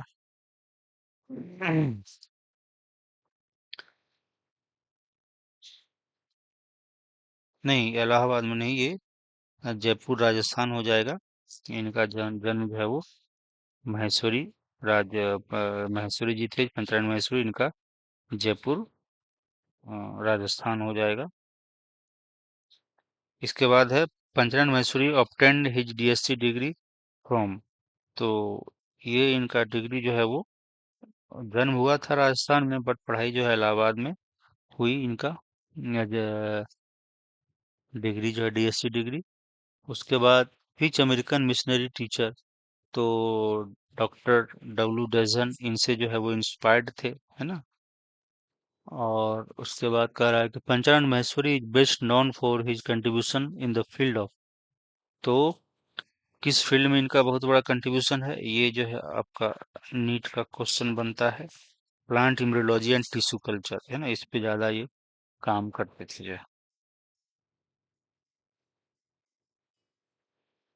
इसके बाद पांचवा नंबर है one of the major contribution of Panchanan Maheshwari was, तो one of the major contribution जो है, ये इम्पोर्टेंट पॉइंट है। Popularise the use of embryological characters in taxonomy, ये बात सही है। डिस्कवरी ऑफ डबल फर्टिलाइजेशन, ये बात इन्होंने नहीं किया था। Development of hybrid variety of wheat, तो ये जो है आपका पांच का जो है, ये काम इन्होंने नहीं किया था, ये तो MS स्वामीनाथन वाला था। स्टडी ऑफ फोटो रेस्पिरेशन, ये भी नहीं था, है ना। तो आपका popularise the use of embryological characters in taxonomy, taxonomy जब हम किसी को क्लासिफिकेशन में काम ये टैक्सोनॉमी करते हैं, तो वहाँ पे एनाटॉमिकल कैरेक्टर्स यूज करते हैं, मॉर्फोलॉजिकल कैरेक्टर्स यूज करते हैं, उसमें से इकोलॉजिकल कैरेक्टर्स यूज करते हैं। उसमें इन्होंने कहा था कि वह एम्ब्रियोलॉजिकल कैरेक्टर्स भी यूज किया जाए उसका, तो ये जो है इनका एक, ये पॉपुलराइज किया था इसको। सिक्स जो है क्वेश्चन है वो आपका, Panchanan Maheshwari establish which department, है ना, as a major centre of research in embryology and tissue culture, तो ये तो डिपार्टमेंट ऑफ बॉटनी यूनिवर्सिटी का दिल्ली, कहाँ गया ये, department of botany university of Delhi, ये किया था जो है। सेवेंथ है which of the following techniques developed by Panchanan Maheshwari gain world wide recognition, तो test tube fertilisation and intra ovarian pollination, ये जो है आपका हो जाएगा। ये आपका इम्पोर्टेंट क्वेश्चन है नीट के, नीट के पॉइंट ऑफ व्यू से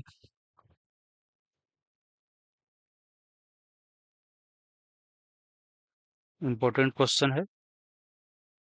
अब आगे है Panchanan Maheshwari was honoured with, तो इनको fellowship of royal society of London जो है, ये जो है इनको दिया गया था। तो ये हो गया आपका Panchanan Maheshwari made significant contribution to school education by writing the first NCERT biology textbook for higher secondary school in 1964, तो ये इनके गाइडेंस में ये चीजें हुआ था, NCERT का बायोलॉजी बुक जो लिखा गया। Panchanan Maheshwari emphasize the need for artificial culture of immature embryo, ये बात सही है। This work laid the foundation for modern plant tissue culture technique, तो ये बात भी जो है आपका सही है, और एक्सप्लेनेशन भी कर रहा है ना, और एक्सप्लेनेशन भी कर रहा है कि Panchayat Mysore emphasized the need for artificial culture of embryo, mature embryo. This work laid the foundation of, और यही तो इमेच्योर एम्ब्रियो को ही तो हम लोग कल्चर करते हैं टिश्यू कल्चर में, है ना, modern plant tissue culture technique है। तो ये एक्सप्लेनेशन भी इसको कर रहा है। तो ये आपका 10th का ए हो जाएगा। इस तरीके से हमारा पंचानन महेश्वरी के बारे में जो जो इम्पोर्टेंट क्वेश्चन बनता है वो। अच्छा, ये इम्पोर्टेंट क्वेश्चन था, ये वाला जो है इम्पोर्टेंट क्वेश्चन है, ये नीट में आ सकता है, ये नीट में आ सकता है। अब है वाटसन एंड क्रिक, तो इसके बारे में भी हम लोग जो है पढ़ लेते हैं। जेम्स, है ना, डीवे वाटसन, जेडी वाटसन, तो बॉर्न इन 6 अप्रैल 1928 को शिकागो में हुआ था इनका। और एजुकेशन जो है बीएससी डिग्री जूलॉजी 1947 में जो है। इंटरेस्ट जो है इनका वर्ड वाचिंग था, और फिर बाद में जो इनका इंटरेस्ट जो है डेवलप हो गया जेनेटिक्स को लर्निंग में, उनको सीखने में जो है इनका इंटरेस्ट डेवलप हो गया। बट स्टार्टिंग में उनका जो इंटरेस्ट था वो वर्ड वाचिंग था, बाद में ये इंटरेस्ट जेनेटिक्स को सीखने में हो गया।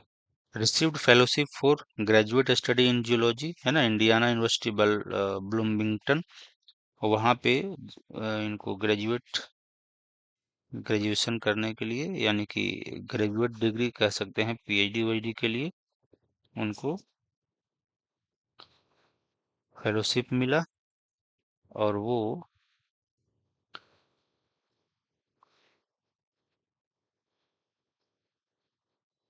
इंडिया यूनिवर्सिटी से जो है उन्होंने पीएचडी किया।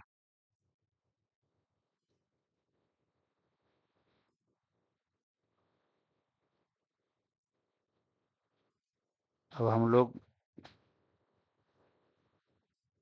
हाँ, तो इंडियाना यूनिवर्सिटी से इन्होंने जो है जूलॉजी में जो है ग्रेजुएशन स्टडी के लिए इनको फेलोशिप मिला। और पीएचडी इन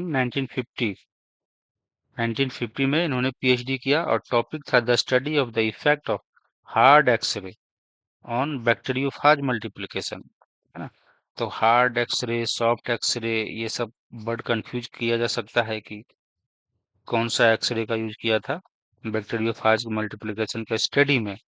तो ये जो है इम्पोर्टेंट क्वेश्चन है, यहाँ पे भी क्वेश्चन जो है बनाया जा सकता है कि वाटसन का जो है काम किस पे था। क्रिक का काम अलग होगा और वाटसन का काम अलग है पीएचडी का।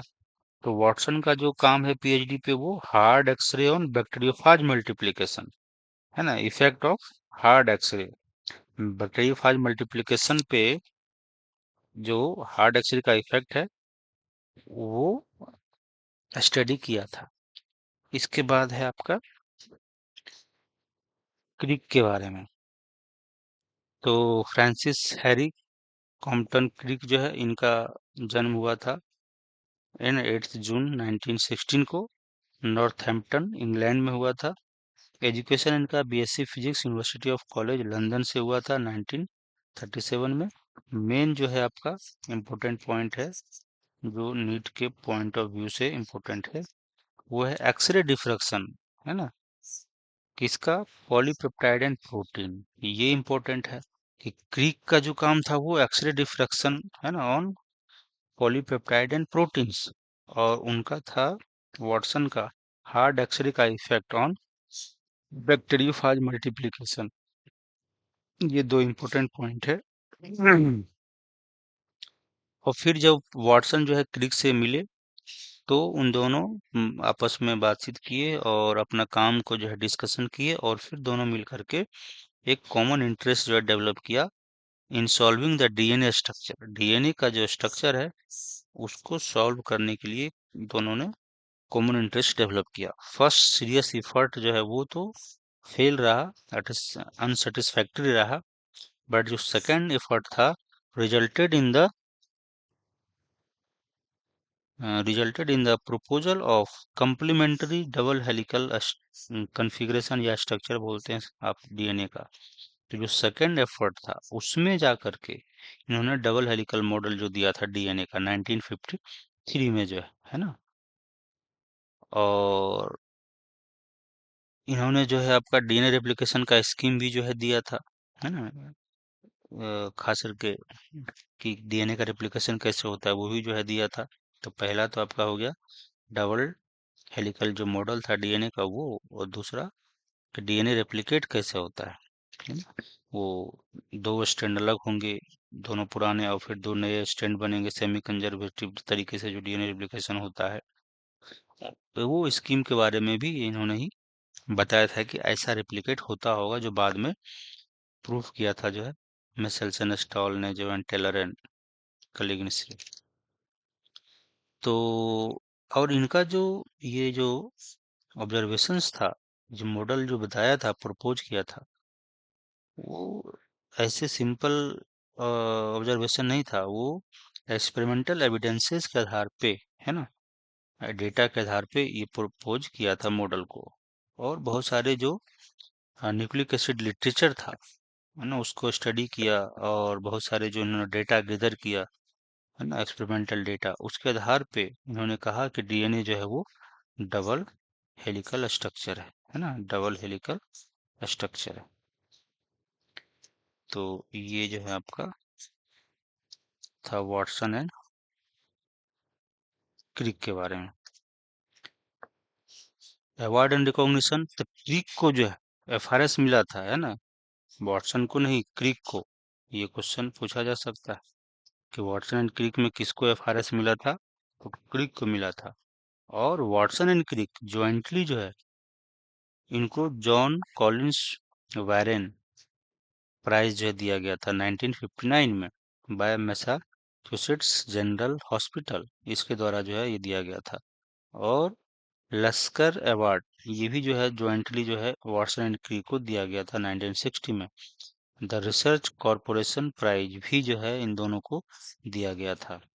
और फाइनली जो सबसे बड़ा अवार्ड है, वो नोबेल प्राइज भी मिला था वाटसन क्रिक एंड, है ना, विल्किंस को जो है अलग से अवार्ड दिया गया था डीएनए का जो स्ट्रक्चर बताने के लिए कि ये डबल हेलिकल स्ट्रक्चर होता है।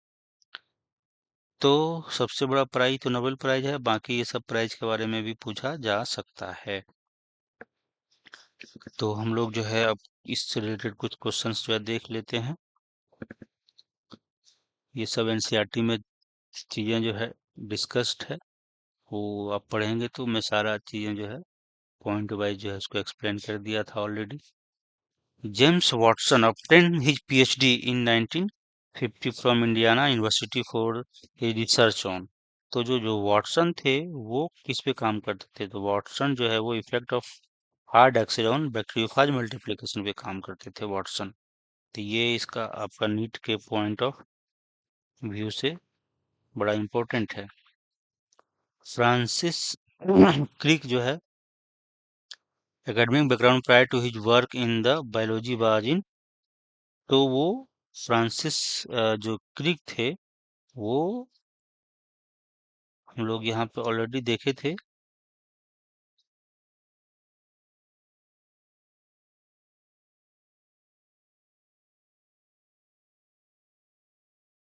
कि जो फ्रांसिस क्रिक थे उनका एजुकेशन फिजिक्स में था, BSc physics university of college London, है ना। तो ये फिजिक्स का स्टडी करते थे। और इनका जो था वाटसन का, इसके बारे में, ये आपका जूलॉजी, है ना, जूलॉजी पे काम करते थे। बीएससी जो है उनका जूलॉजी में था, और इनका क्रिक का जो है वो फिजिक्स में था।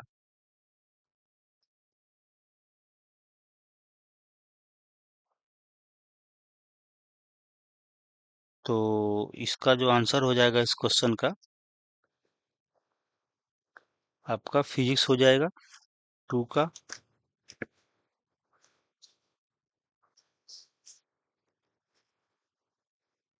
इसके बाद हम लोग नेक्स्ट क्वेश्चन पे जाते हैं। In which year did Francis Crick obtain his PhD on the thesis X-ray diffraction polypeptide and protein. तो ये जो है आपका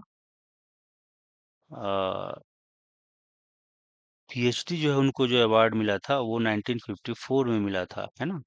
इन which year did Francis Crick obtain his PhD on thesis of X-ray diffraction of polypeptide and protein. तो ये आपका 1954 में मिला था। ये चीजें हम लोग देखे थे। इसके बाद है complementary double helical conformation of DNA was proposed by Watson and Crick in जो है 1953 में। ये तो फेमस जो है क्वेश्चन है, ये जो है पूछा जा सकता है नीट में जो है। ये जो है आपका अर्ली मार्च 1953 में जो है ये बताया था। What was a primary reason for the success of Watson and Crick? Crick's second attempt at modeling DNA compared to their first. First में क्या ऐसा काम नहीं किए थे और सेकंड में क्या ऐसा काम किए थे जो ज्यादा ये जो सक्सेस मिला? तो वो था डेटा और better appreciation of nucleic acid literature ना। न्यूक्लिक एसिड से रिलेटेड जो लिटरेचर है उनका जो बेटर एप्रिसिएशन किए थे और एक्सपेरिमेंटल एविडेंसेस उनके पास था जो है बताने के लिए। तो ये जो है आपका नीट में ये भी क्वेश्चन बनता है आपका। इसके बाद which of the following award was not mentioned as being the shared by the Watson and Crick?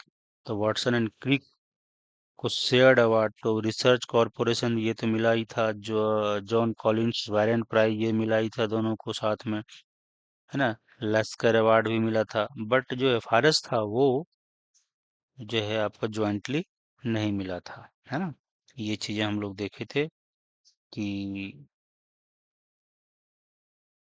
James Watson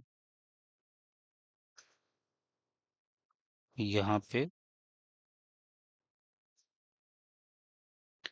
Crick क्रिक को एफआरएस मिला था, है ना, और वाटसन को नहीं मिला था। तो ये अवार्ड जो है एफआरएस जो होता है ना, फेलोशिप ऑफ रॉयल सोसाइटी, ये जो है सिर्फ क्रिक को मिला था, वाटसन एंड क्रिक को दोनों को साथ में नहीं दिया था। दोनों को दिया था Lasker award, research corporation prize, John Collins Warren prize, ये सब दिया गया था। इवन नोबेल प्राइज भी दिया गया था, बट एफआरएस सिर्फ क्रिक को मिला था। तो इसीलिए इसका आंसर आपका हो जाएगा एफआरएस। ये जो है आंसर हो जाएगा। ये जो है जॉइंटली नहीं दिया गया था, दोनों को, दोनों आदमी इसको शेयर नहीं किए थे। अब आगे है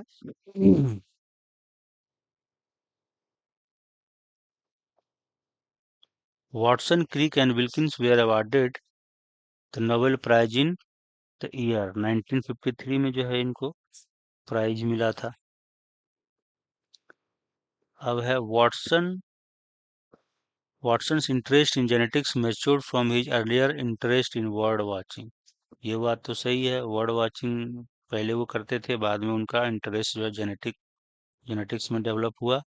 He received the fellowship of graduate study in zoology at Indiana University। ये बात भी जो है सही है। तो दोनों स्टेटमेंट सही है, बट एक्सप्लेनेशन नहीं है, करेक्ट एक्सप्लेनेशन नहीं है। तो ये आपका 8 का बी हो जाएगा। अब हम लोग एम एस स्वामीनाथन के बारे में देखते हैं। तो एम एस स्वामीनाथन के बारे में, इनको father of green revolution in India बोला जाता है ना। Father of green revolution in India बोला जाता है क्योंकि जो वर्ल्ड वाइड जो है ग्रीन रिवॉल्यूशन के लिए जाना जाता है वो नॉर्मन बरलॉक थे। तो father of green revolution India, ये इंपॉर्टेंट पॉइंट है, ये यहाँ से नीट क्वेश्चन आ सकता है। बॉर्न, है ना, कम्बकोनम, तमिलनाडु में इनका जो है, क्योंकि इंडियन साइंटिस्ट है तो इंडिया में ही जो है इनका तमिलनाडु में जन्म हुआ था 1925 में। ग्रेजुएशन और पोस्ट ग्रेजुएशन जो बॉटनी में किए थे मद्रास यूनिवर्सिटी से, है ना। वर्क ना इनका जो काम था,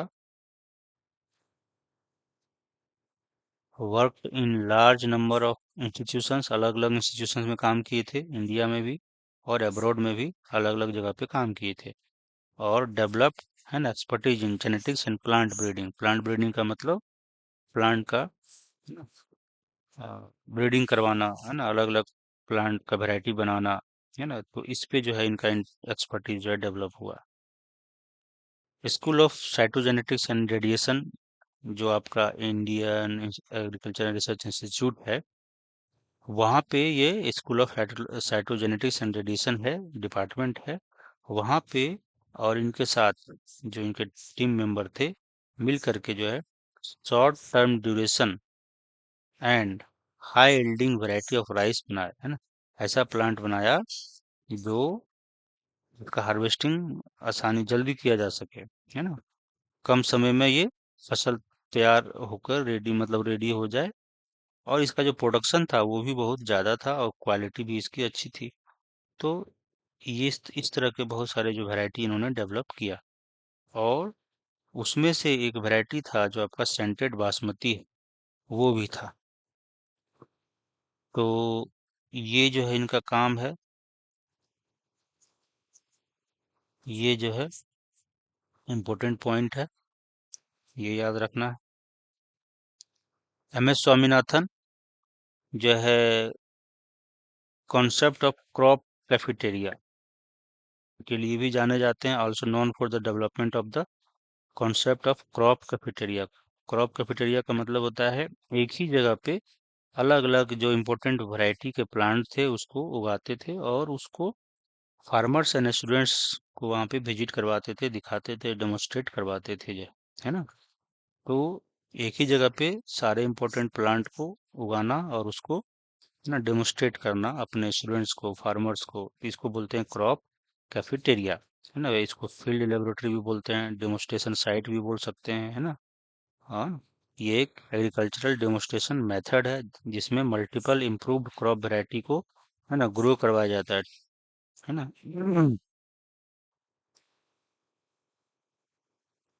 टुगेदर इन वन लोकेशन, है ना, एक साथ grown together in one location for demonstration of farmers and students. तो इसमें अलग अलग वैरायटी जो है इम्प्रूव वैरायटी है उसको ग्रो करवाया जाता है और वहाँ पे इन लोगों को डेमोस्ट्रेट करवाया जाता है।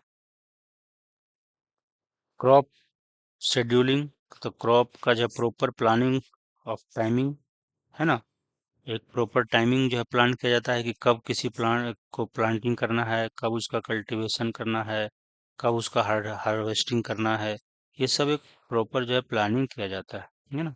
हो सकता है कि कोई अलग सीजन में लग रहा हो लेकिन उसको कुछ एक महीना पहले ही उसको प्लांटिंग किया जा सकता है, हार्वेस्टिंग का टाइमिंग चेंज किया जा सकता है। इस तरह का जो है क्रॉप शेड्यूलिंग भी करते थे, जो जैसे शेड्यूल बनाना यानी कि कब लगाना है कब काटना है ना, बिफोर सीजन भी इसको लगा करके क्रॉप का जो है प्रोडक्शन कर सकते हैं ताकि का सप्लाई जो है मार्केट में कंटिन्यूअस हो सके और क्वालिटी भी आपका मेंटेन रहे। इस पे भी जो है इन्होंने काम करते थे।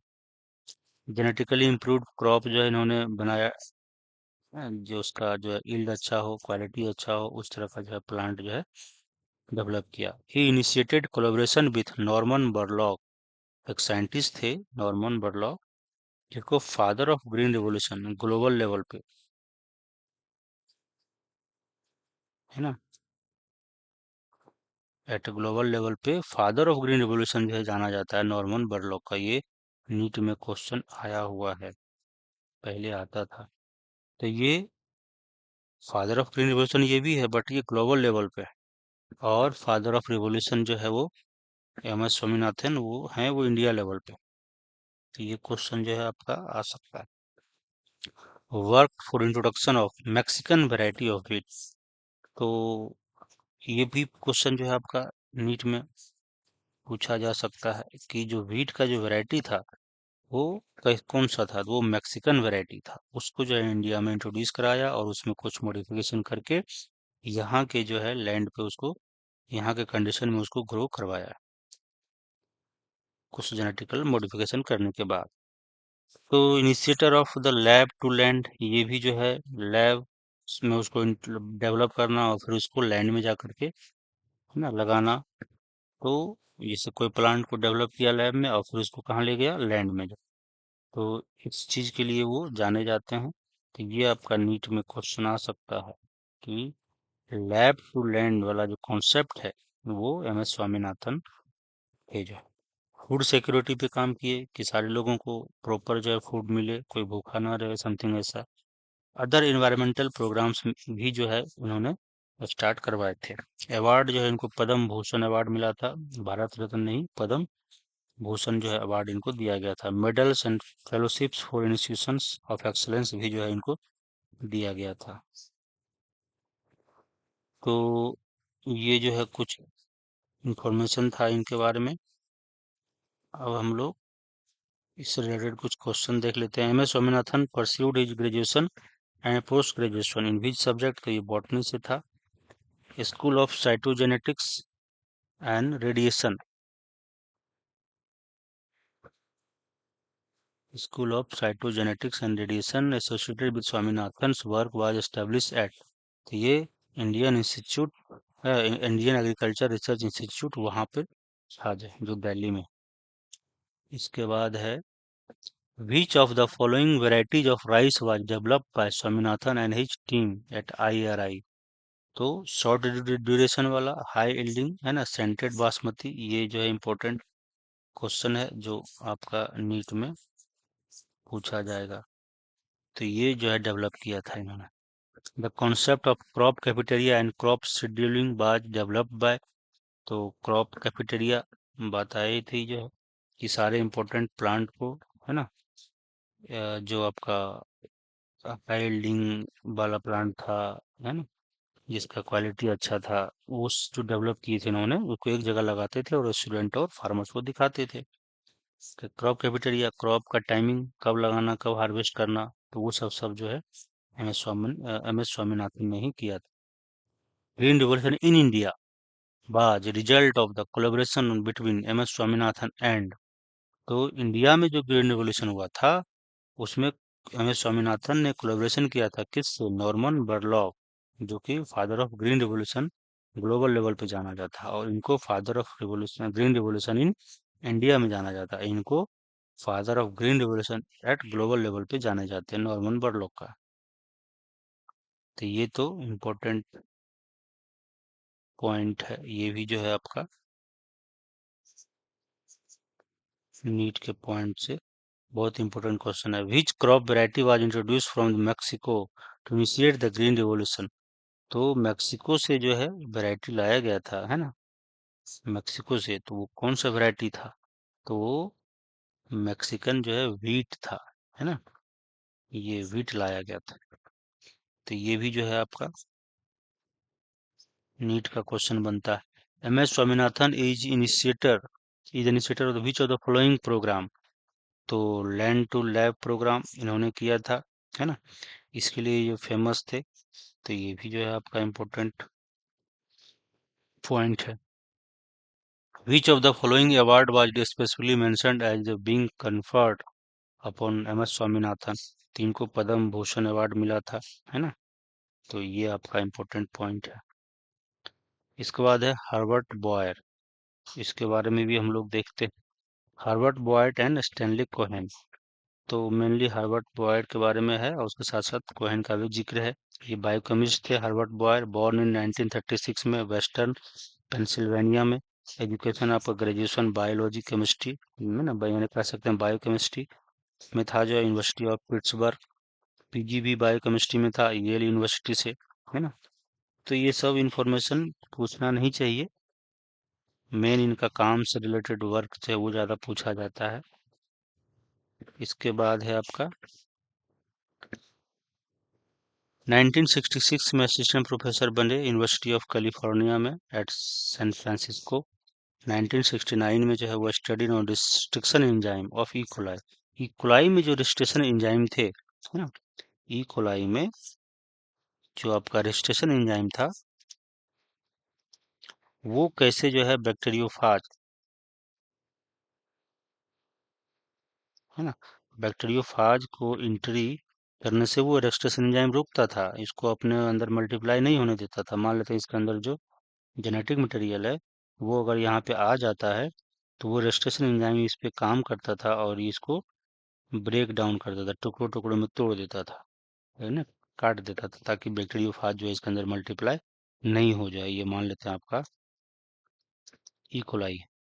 तो रेस्ट्रेशन एंजाइम पे काम करते थे और उन्होंने देखा कि डीएनए को जो है रेस्ट्रेशन एंजाइम जो है वो टुकड़ों में काट रहा है और स्टिकी इंड बनाता है। ये बड़ा इंपॉर्टेंट पॉइंट है। और उस स्टिकी इंड में फिर हम फॉरेन डीएनए को टेस्ट भी कर सकते हैं। फॉरेन डीएनए का जो टुकड़ा है उसको हम इसमें इंसर्ट करके फिर एक नया डीएनए, है ना, रिकॉम्बिनेंट डीएनए बना सकते हैं। रिकॉम्बिनेंट डीएनए बना सकते हैं, यानी कि एक नया तरह का डीएनए, उसमें पहले से जो डीएनए था उसमें एक नया डीएनए का टुकड़ा ला के इंसर्ट करके किसी दूसरे का जोड़ करके नया डीएनए बनाया, उसको बोलते हैं रिकॉम्बिनेंट डीएनए। तो स्टिकी इंड और रिकॉम्बिनेंट डीएनए, है ना, डीएनए को कट किया रेस्ट्रेशन एंजाइम और वो क्या प्रोड्यूस किया, स्टिकी इंड। स्टिकी इंड जो है आप जानते हैं, जो एक दूसरे का कंप्लीमेंट्री इंड प्रोड्यूस हो जाता है और बाद में फिर इसको जोड़ा भी जा सकता है। तो इन्होंने ये काम किया था। ये इम्पोर्टेंट पॉइंट है, यहाँ से जो है क्वेश्चन बनता है कि इनका जो है बॉयर का क्या मेन काम था। अब है, इन्होंने डिस्कवर नहीं किया था, इन्होंने रेस्ट्रिक्शन एंजाइम का डिस्कवर नहीं किया था। इन्होंने बस ई कोलाई में जो रेस्ट्रिक्शन एंजाइम था वो डीएनए को कैसे कट करता है और उस फिर उसको कैसे हम रिकॉम्बिनेंट डीएनए बना सकते हैं उसमें यूज किया था। दिस डिस्कवरी, यानी कि ये जो रेस्ट्रिक्शन एंजाइम का डीएनए का कट करना और स्टिकी प्रोड्यूस करना और फिर उसमें फॉरेन डीएनए को पेस्ट करके एक रिकॉम्बिनेंट डीएनए बनाना, ठीक है ना, ये जो नॉलेज था, ये डिस्कवरी आरी का रेस्ट्रेशन एंजाइम का डिस्कवरी नहीं, ये जो capability of restriction enzyme to cut the DNA with sticky ends and pasting of pieces of DNA with sticky ends, है ना, ये जो नॉलेज था, ये जो है led to a rich and rewarding conversation between Boyer and Cohen. Cohen के बीच में ये बातें शेयर किया गया और फिर जो है आगे जो है कोहेन और ये मिल करके रिकॉम्बिनेंट डीएनए टेक्नोलॉजी डेवलप किया था। और यहाँ पे नोट में लिखा गया रेस्ट्रेशन एंजाइम डिस्कवर्ड बाय, है ना, वर्नर आर्वर, इन्होंने जो डिस्कवर किया था। और इनके साथ में जो है अलग अलग तरीके से काम किए थे, मतलब स्मिथ अपना काम कर रहे थे, वो रेस्ट्रेशन एंजाइम को डिस्कवर किया था। फर्स्ट रेस्ट्रेशन एंजाइम जो डिस्कवर किया था स्मिथ ने, और उसका जो मोलिकुलर लेवल पे काम जो है किया था उस एंजाइम को यूज करके नाथन्स ने। और इन्होंने एक तरह से हाइपोथेसिस दिया था कि रस्टेशन एंजाइम होता है और इस तरह से वो कट करता है। तो इसलिए तीनों को जो है नोबेल प्राइज भी मिला था डिस्कवरी ऑफ रस्टेशन एंजाइम के लिए और इसके यूजेज के लिए। हार्वर्ड जो है डिस्कवर किए थे रस्टेशन एंजाइम का during study on the host control, है ना, रेस्ट्रिक्शन ऑफ बैक्टीरियोफाजेज। बैक्टीरियोफाज जो है वो कैसे उसको रोकने के लिए कैसे जो है होस्ट सेल रजिस्ट्रेशन एंजाइम का यूज करके उसको मल्टीप्लाई होने से रोकता।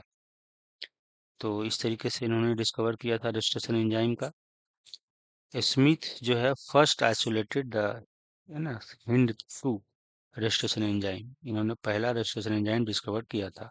नाथन्स जो है उन एप्लीकेशन इसका मतलब इसका क्या एप्लीकेशन हो सकता है उस पर ज़्यादा काम किए थे मोलिकुलर जेनेटिक्स में, इसलिए इस तीनों को नोबेल प्राइज जो है दिया गया था। स्टैनली कोहेन जो है वर्किंग ऑन प्लाज्मिड, प्लाज्मिड के काम पे काम करते थे। बैक्टीरिया के अंदर वो प्लाज्मिड होता है, आप सब जानते हैं, रिंगलेट, है ना, सर्कुलर डबल स्टैंडर्ड होता है, स्मॉल साइज का होता है। एक्स्ट्रा क्रोमोसोमल डीएनए होता है साइटोप्लाज्म में in certain bacteria, not in all. Freely floating होता है, फ्रीली जो है प्रेजेंट होता है।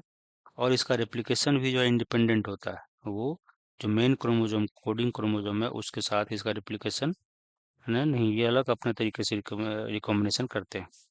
Developed the method of isolation of plasmid from the cell, यानी कि ये मान लेते हैं आपका सेल है और इसमें जो है मेन क्रोमोसोम ये है आपका और ये प्लाज्मिड है, तो इसको आइसोलेशन, है ना, आइसोलेट करना, प्लाज्मिड को आइसोलेट कर लिया गया और फिर उसका इंसर्शन, है ना, दूसरे में, है ना, कोई दूसरा सेल है, ये मान लेते हैं सेल ए से प्लाज्मिड निकाला और सेल बी में निकाल के उसको इंसर्ट कर दिया। तो ये मेथड जो है कोहेन ने जो है डेवलप किया था। और रिकॉम्बिनेंट डीएनए बनाने का मेथड जो है वो बोयर ने डेवलप किया था। और इस दोनों को मिला करके, है ना, रिकॉम्बिनेंट डीएनए टेक्नोलॉजी बनाया गया था।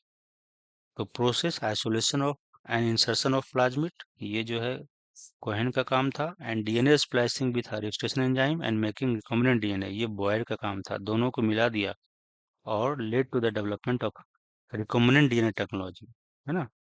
रिकॉम्बिनेंट डीएनए टेक्नोलॉजी, इसमें क्या करते हैं, recombine the segment of DNA in desired configuration and insert the recombinant DNA into bacterial cell. और ये रिकॉम्बिनेंट डीएनए जो है फिर बेसिस बना किसका, बायोटेक्नोलॉजी सब्जेक्ट का जो है।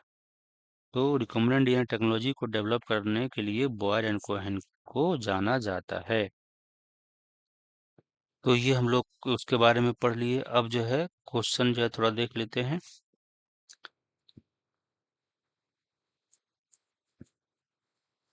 Which duo is credited with the birth of modern discipline of biotechnology? तो इसके लिए कोहेन जाने जाते हैं ना, ये जो है ये नीट में क्वेश्चन आ सकता है। In which year did Harvard Boyer perform the study on registration enzyme E. coli that led to the discovery of the sticky ends? तो ये कौन सा ईयर था, ये ज़्यादा इम्पोर्टेंट नहीं है कि कब उन्होंने जो है इस पे काम किए थे, है ना, ईयर उतना ज़्यादा महत्वपूर्ण नहीं, इसलिए ये क्वेश्चन, ईयर वाला क्वेश्चन नहीं आ सकता है उतना, ये नहीं इम्पोर्टेंट नहीं है। तो यहाँ पे हम लोग देख सकते हैं कि 1969 में रजिस्ट्रेशन एंजाइम वाला जो काम था उन्होंने किया था। तो इसका जो है आपका आंसर चला जाएगा 1969 में जो है। इसके बाद है Herbert Boyer contribution to biotechnology involve the discovery of registration enzyme that, है ना, cut the DNA to leave sticky ends. तो ये जो है आपका चला जाएगा आंसर इसका, cut the DNA to leave sticky ends. इसके बाद फिर नेक्स्ट क्वेश्चन है, why were the sticky ends discovered by Boyer significant for genetic engineering? तो इसका जो है they allowed for precise pasting, है ना, together of the DNA pieces. तो चूंकि जो है स्टिकी एंड प्रोड्यूस होता है, तो स्टिकी एंड में जो है आपका नया जो है डीएनए, आप फॉरेन डीएनए जो है ला के इंसर्ट कर सकते हैं। यहाँ पे फॉरेन डीएनए को आप इंसर्ट कर सकते हैं। तो दे allowed for the precise pasting together of DNA pieces. तो ये आपका आंसर चला जाएगा। इसके बाद है जो है 5th नंबर का क्वेश्चन है, Stanley Cohen research focus on plasmid which are defined as. तो उसका डिफाइंड जो है प्लाज्मिड का है, तो लीनियर डीएनए ये नहीं होता है। Small ringlet DNA that replicate independently of genomic DNA, ये आपका सही है ना। Viral protein codes use for gene delivery specialized ribosome, ये नहीं होगा, तो आपका ये आंसर हो जाएगा। इसके बाद आगे है, according to the text where are plasmids naturally located within the bacterial cell. तो ये साइटोप्लाज्म में जो है present. What was the breakthrough process developing by combining Boyer and Cohenberg? तो recombining DNA segment and inserting them into the bacterial cell, है ना, natural selection and bacterial colonies, sequencing of entire E. coli genome, discovering a double helix structure।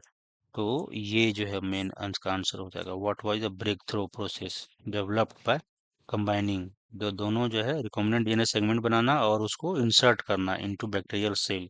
यही तो ये independent इनका काम था Cohen का, और ये काम था आपका बॉयर का। इस दोनों को मिला दिया तो रिकॉम्बिनेंट डीएनए टेक्नोलॉजी बन गया, है ना। तो ये क्वेश्चन जो है आपका नीट में एकदम से बनता है, ये भी जो है नीट के लिए क्वेश्चन पूछा जा सकता है। इसके बाद है, in the context of passage जो ऊपर में हम लोग एनसीईआरटी में पैसेज है, transform bacterial cell act as a manufacturing plant, इकाओज। तो ये हो जाएगा आपका मैन्युफैक्चरिंग प्लांट, यानी कुछ बनाना। तो प्लाज्मिड क्या करता है, they replicate inside the cell that inserted DNA, उसको रेप्लिकेट करेगा, मल्टीपल कॉपी बनाएगा, और फिर स्पेसिफिक जो प्रोटीन है, जो डीएनए उसमें हम डाले हुए हैं स्पेसिफिक प्रोटीन के लिए, उसको बनाएगा। तो ये आपका इसका हो जाएगा 8th का बी। इसके बाद 9th का है, the discovery of restriction enzyme was crucial for the development of biotechnology. तो ये बात एकदम से सही है। Restriction enzyme allowed sections to cut DNA at a specific location creating end that could be easily disjoined। तो ये आपका बात सही है और एक्सप्लेन भी कर रहा है ना, दोनों स्टेटमेंट सही है और एक्सप्लेनेशन भी कर रहा है, तो ये आपका ए हो जाएगा। 10 का plasmid are used as a vector in genetic engineering, की बात सही है। Plasmid replicate along with the primary coding strand of the DNA under the same origin of replication। तो ये बात गलत है, क्योंकि ये रेप्लिकेट इंडिपेंडेंटली करता है ना। ये जो है प्राइमरी जो कोडिंग स्ट्रैंड है या जो जेनेमिक डीएनए है उसके साथ ही रेप्लिकेट नहीं करता। तो एक पहला तो सही है बट दूसरा गलत है, तो A is true but R is false, C हो जाएगा। इसके बाद लास्ट में है आपका रामदेव मिश्रा के बारे में, इनके बारे में भी थोड़ा सा देख लेते हैं।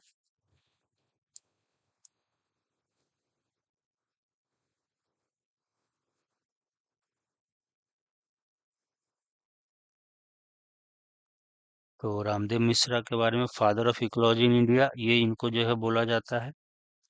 ये इम्पोर्टेंट क्वेश्चन है, ये जो है आपका नीट के पॉइंट ऑफ व्यू से इम्पोर्टेंट है।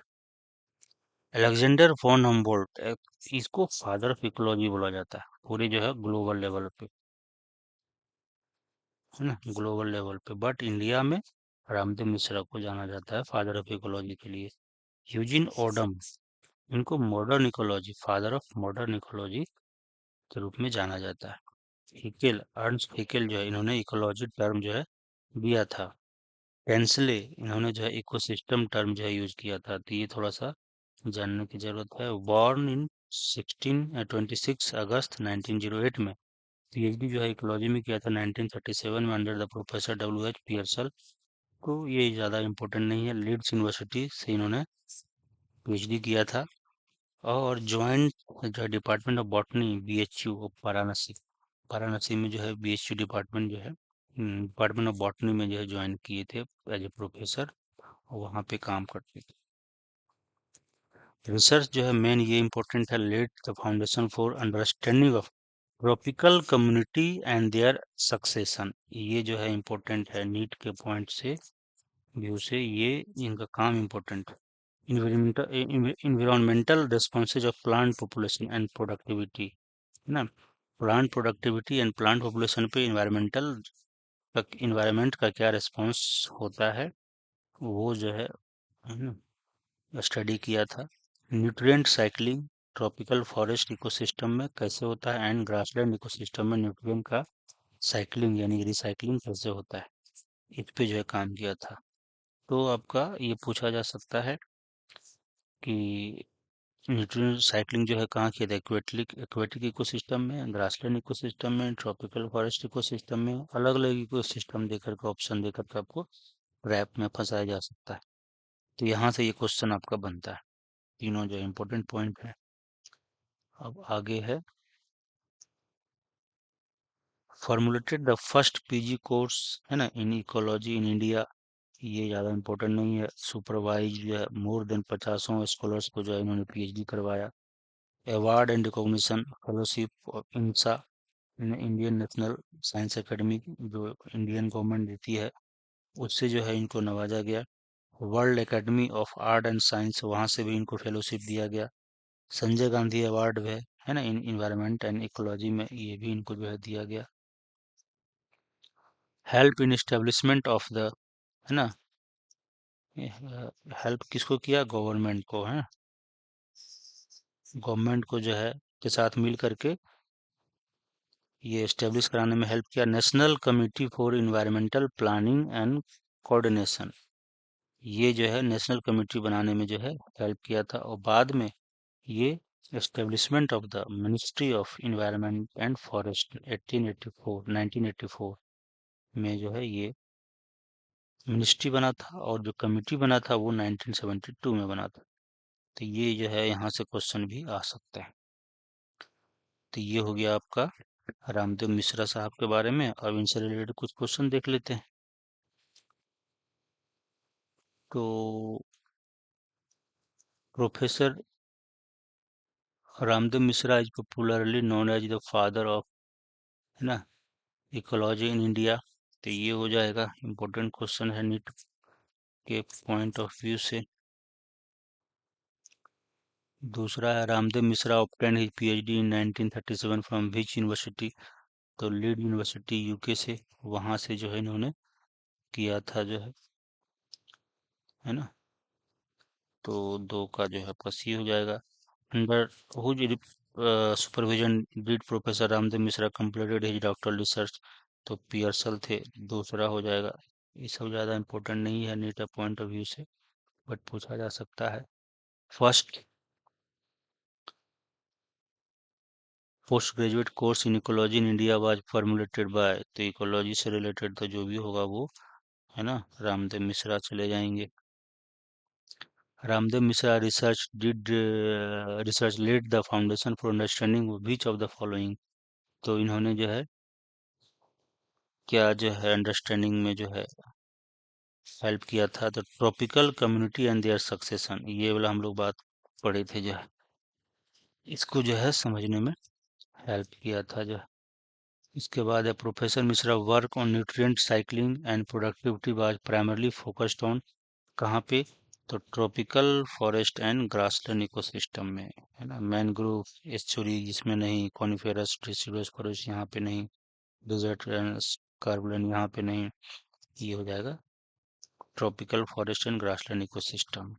How many scholars obtain their PhD degree under the supervision of Ramdev Mishra. तो ज़्यादा 50 से ज़्यादा बच्चों ने, स्कॉलर्स ने, पीएचडी स्कॉलर्स ने जो है पीएचडी किया था। इसके बाद है establishment of the ministry of environment and forest at 1984 was paved by the formation of which committee in 1972। तो नेशनल कमेटी बना था, है ना, for environmental planning and coordination. तो ये पहला ही हो जाएगा। इसके बाद है आपका which prestigious award was conferred upon professor Ramdev Mishra. तो इनको जो है संजय गांधी अवार्ड जो है इन्वायरमेंट एंड इकोलॉजी वाला दिया गया था।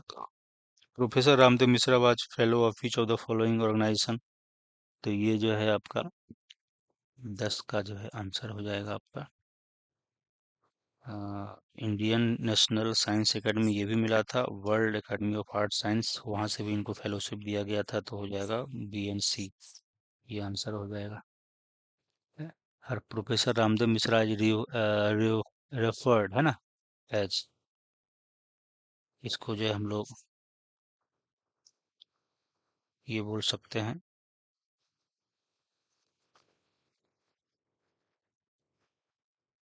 यहाँ पे किस इनको जो है father of ecology of India जो है बोला जाता है, किसको, रामदेव मिश्रा को। तो ये बात तो जो है सही है।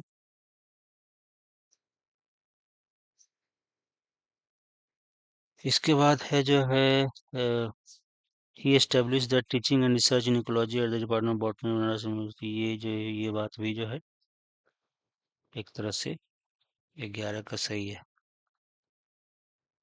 तो इसका आंसर हो जाएगा teaching and research in ecology at the department of botany university. तो इसका क्या हो जाएगा आपका,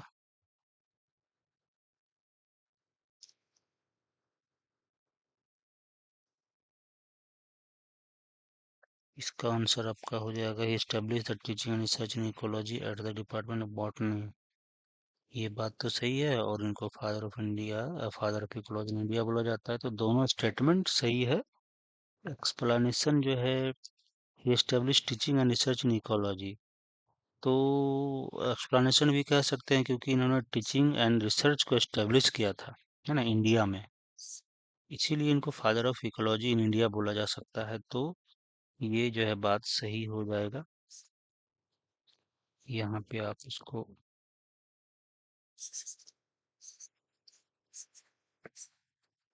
रेफर लिख सकते हैं। तो ये बात क्यों फादर ऑफ इंडिया बोला जाता है, क्योंकि इन्होंने रिसर्च पे काम किया था इकोलॉजी में, टीचिंग पे एस्टेब्लिश किया, टीचिंग एस्टेब्लिश, यानी कि जो आपका एमएससी जो कोर्स है, पीजी कोर्स है इकोलॉजी में, वो यहाँ पे इन्होंने चालू करवाया था। और इकोलॉजी में बहुत सारा इनका योगदान है। तो इसी वजह से इनको फादर ऑफ इकोलॉजी भी बोला जाता है। तो आंसर ए जो है चला जाना चाहिए। अब जो है, ministry of environmental and forest was establish in 1972, ये बात तो सही है। नेशनल फॉरेस्ट नहीं, ये जो है गलत हो जाएगा। Ministry of environment and forest was establish किया था 1984 में। और तो यानी कि पहला गलत है। National committee of environment and planning and coordination was establish in 1970, ये बात जो है सही है। तो ए फॉल्स है एंड आर इज ट्रू, तो ये आंसर हो जाएगा सी। इस तरीके से आपका सारा साइंटिस्ट के बारे में डिस्कशन हो गया, उससे रिलेटेड क्वेश्चंस भी हम लोग बना लिए। तो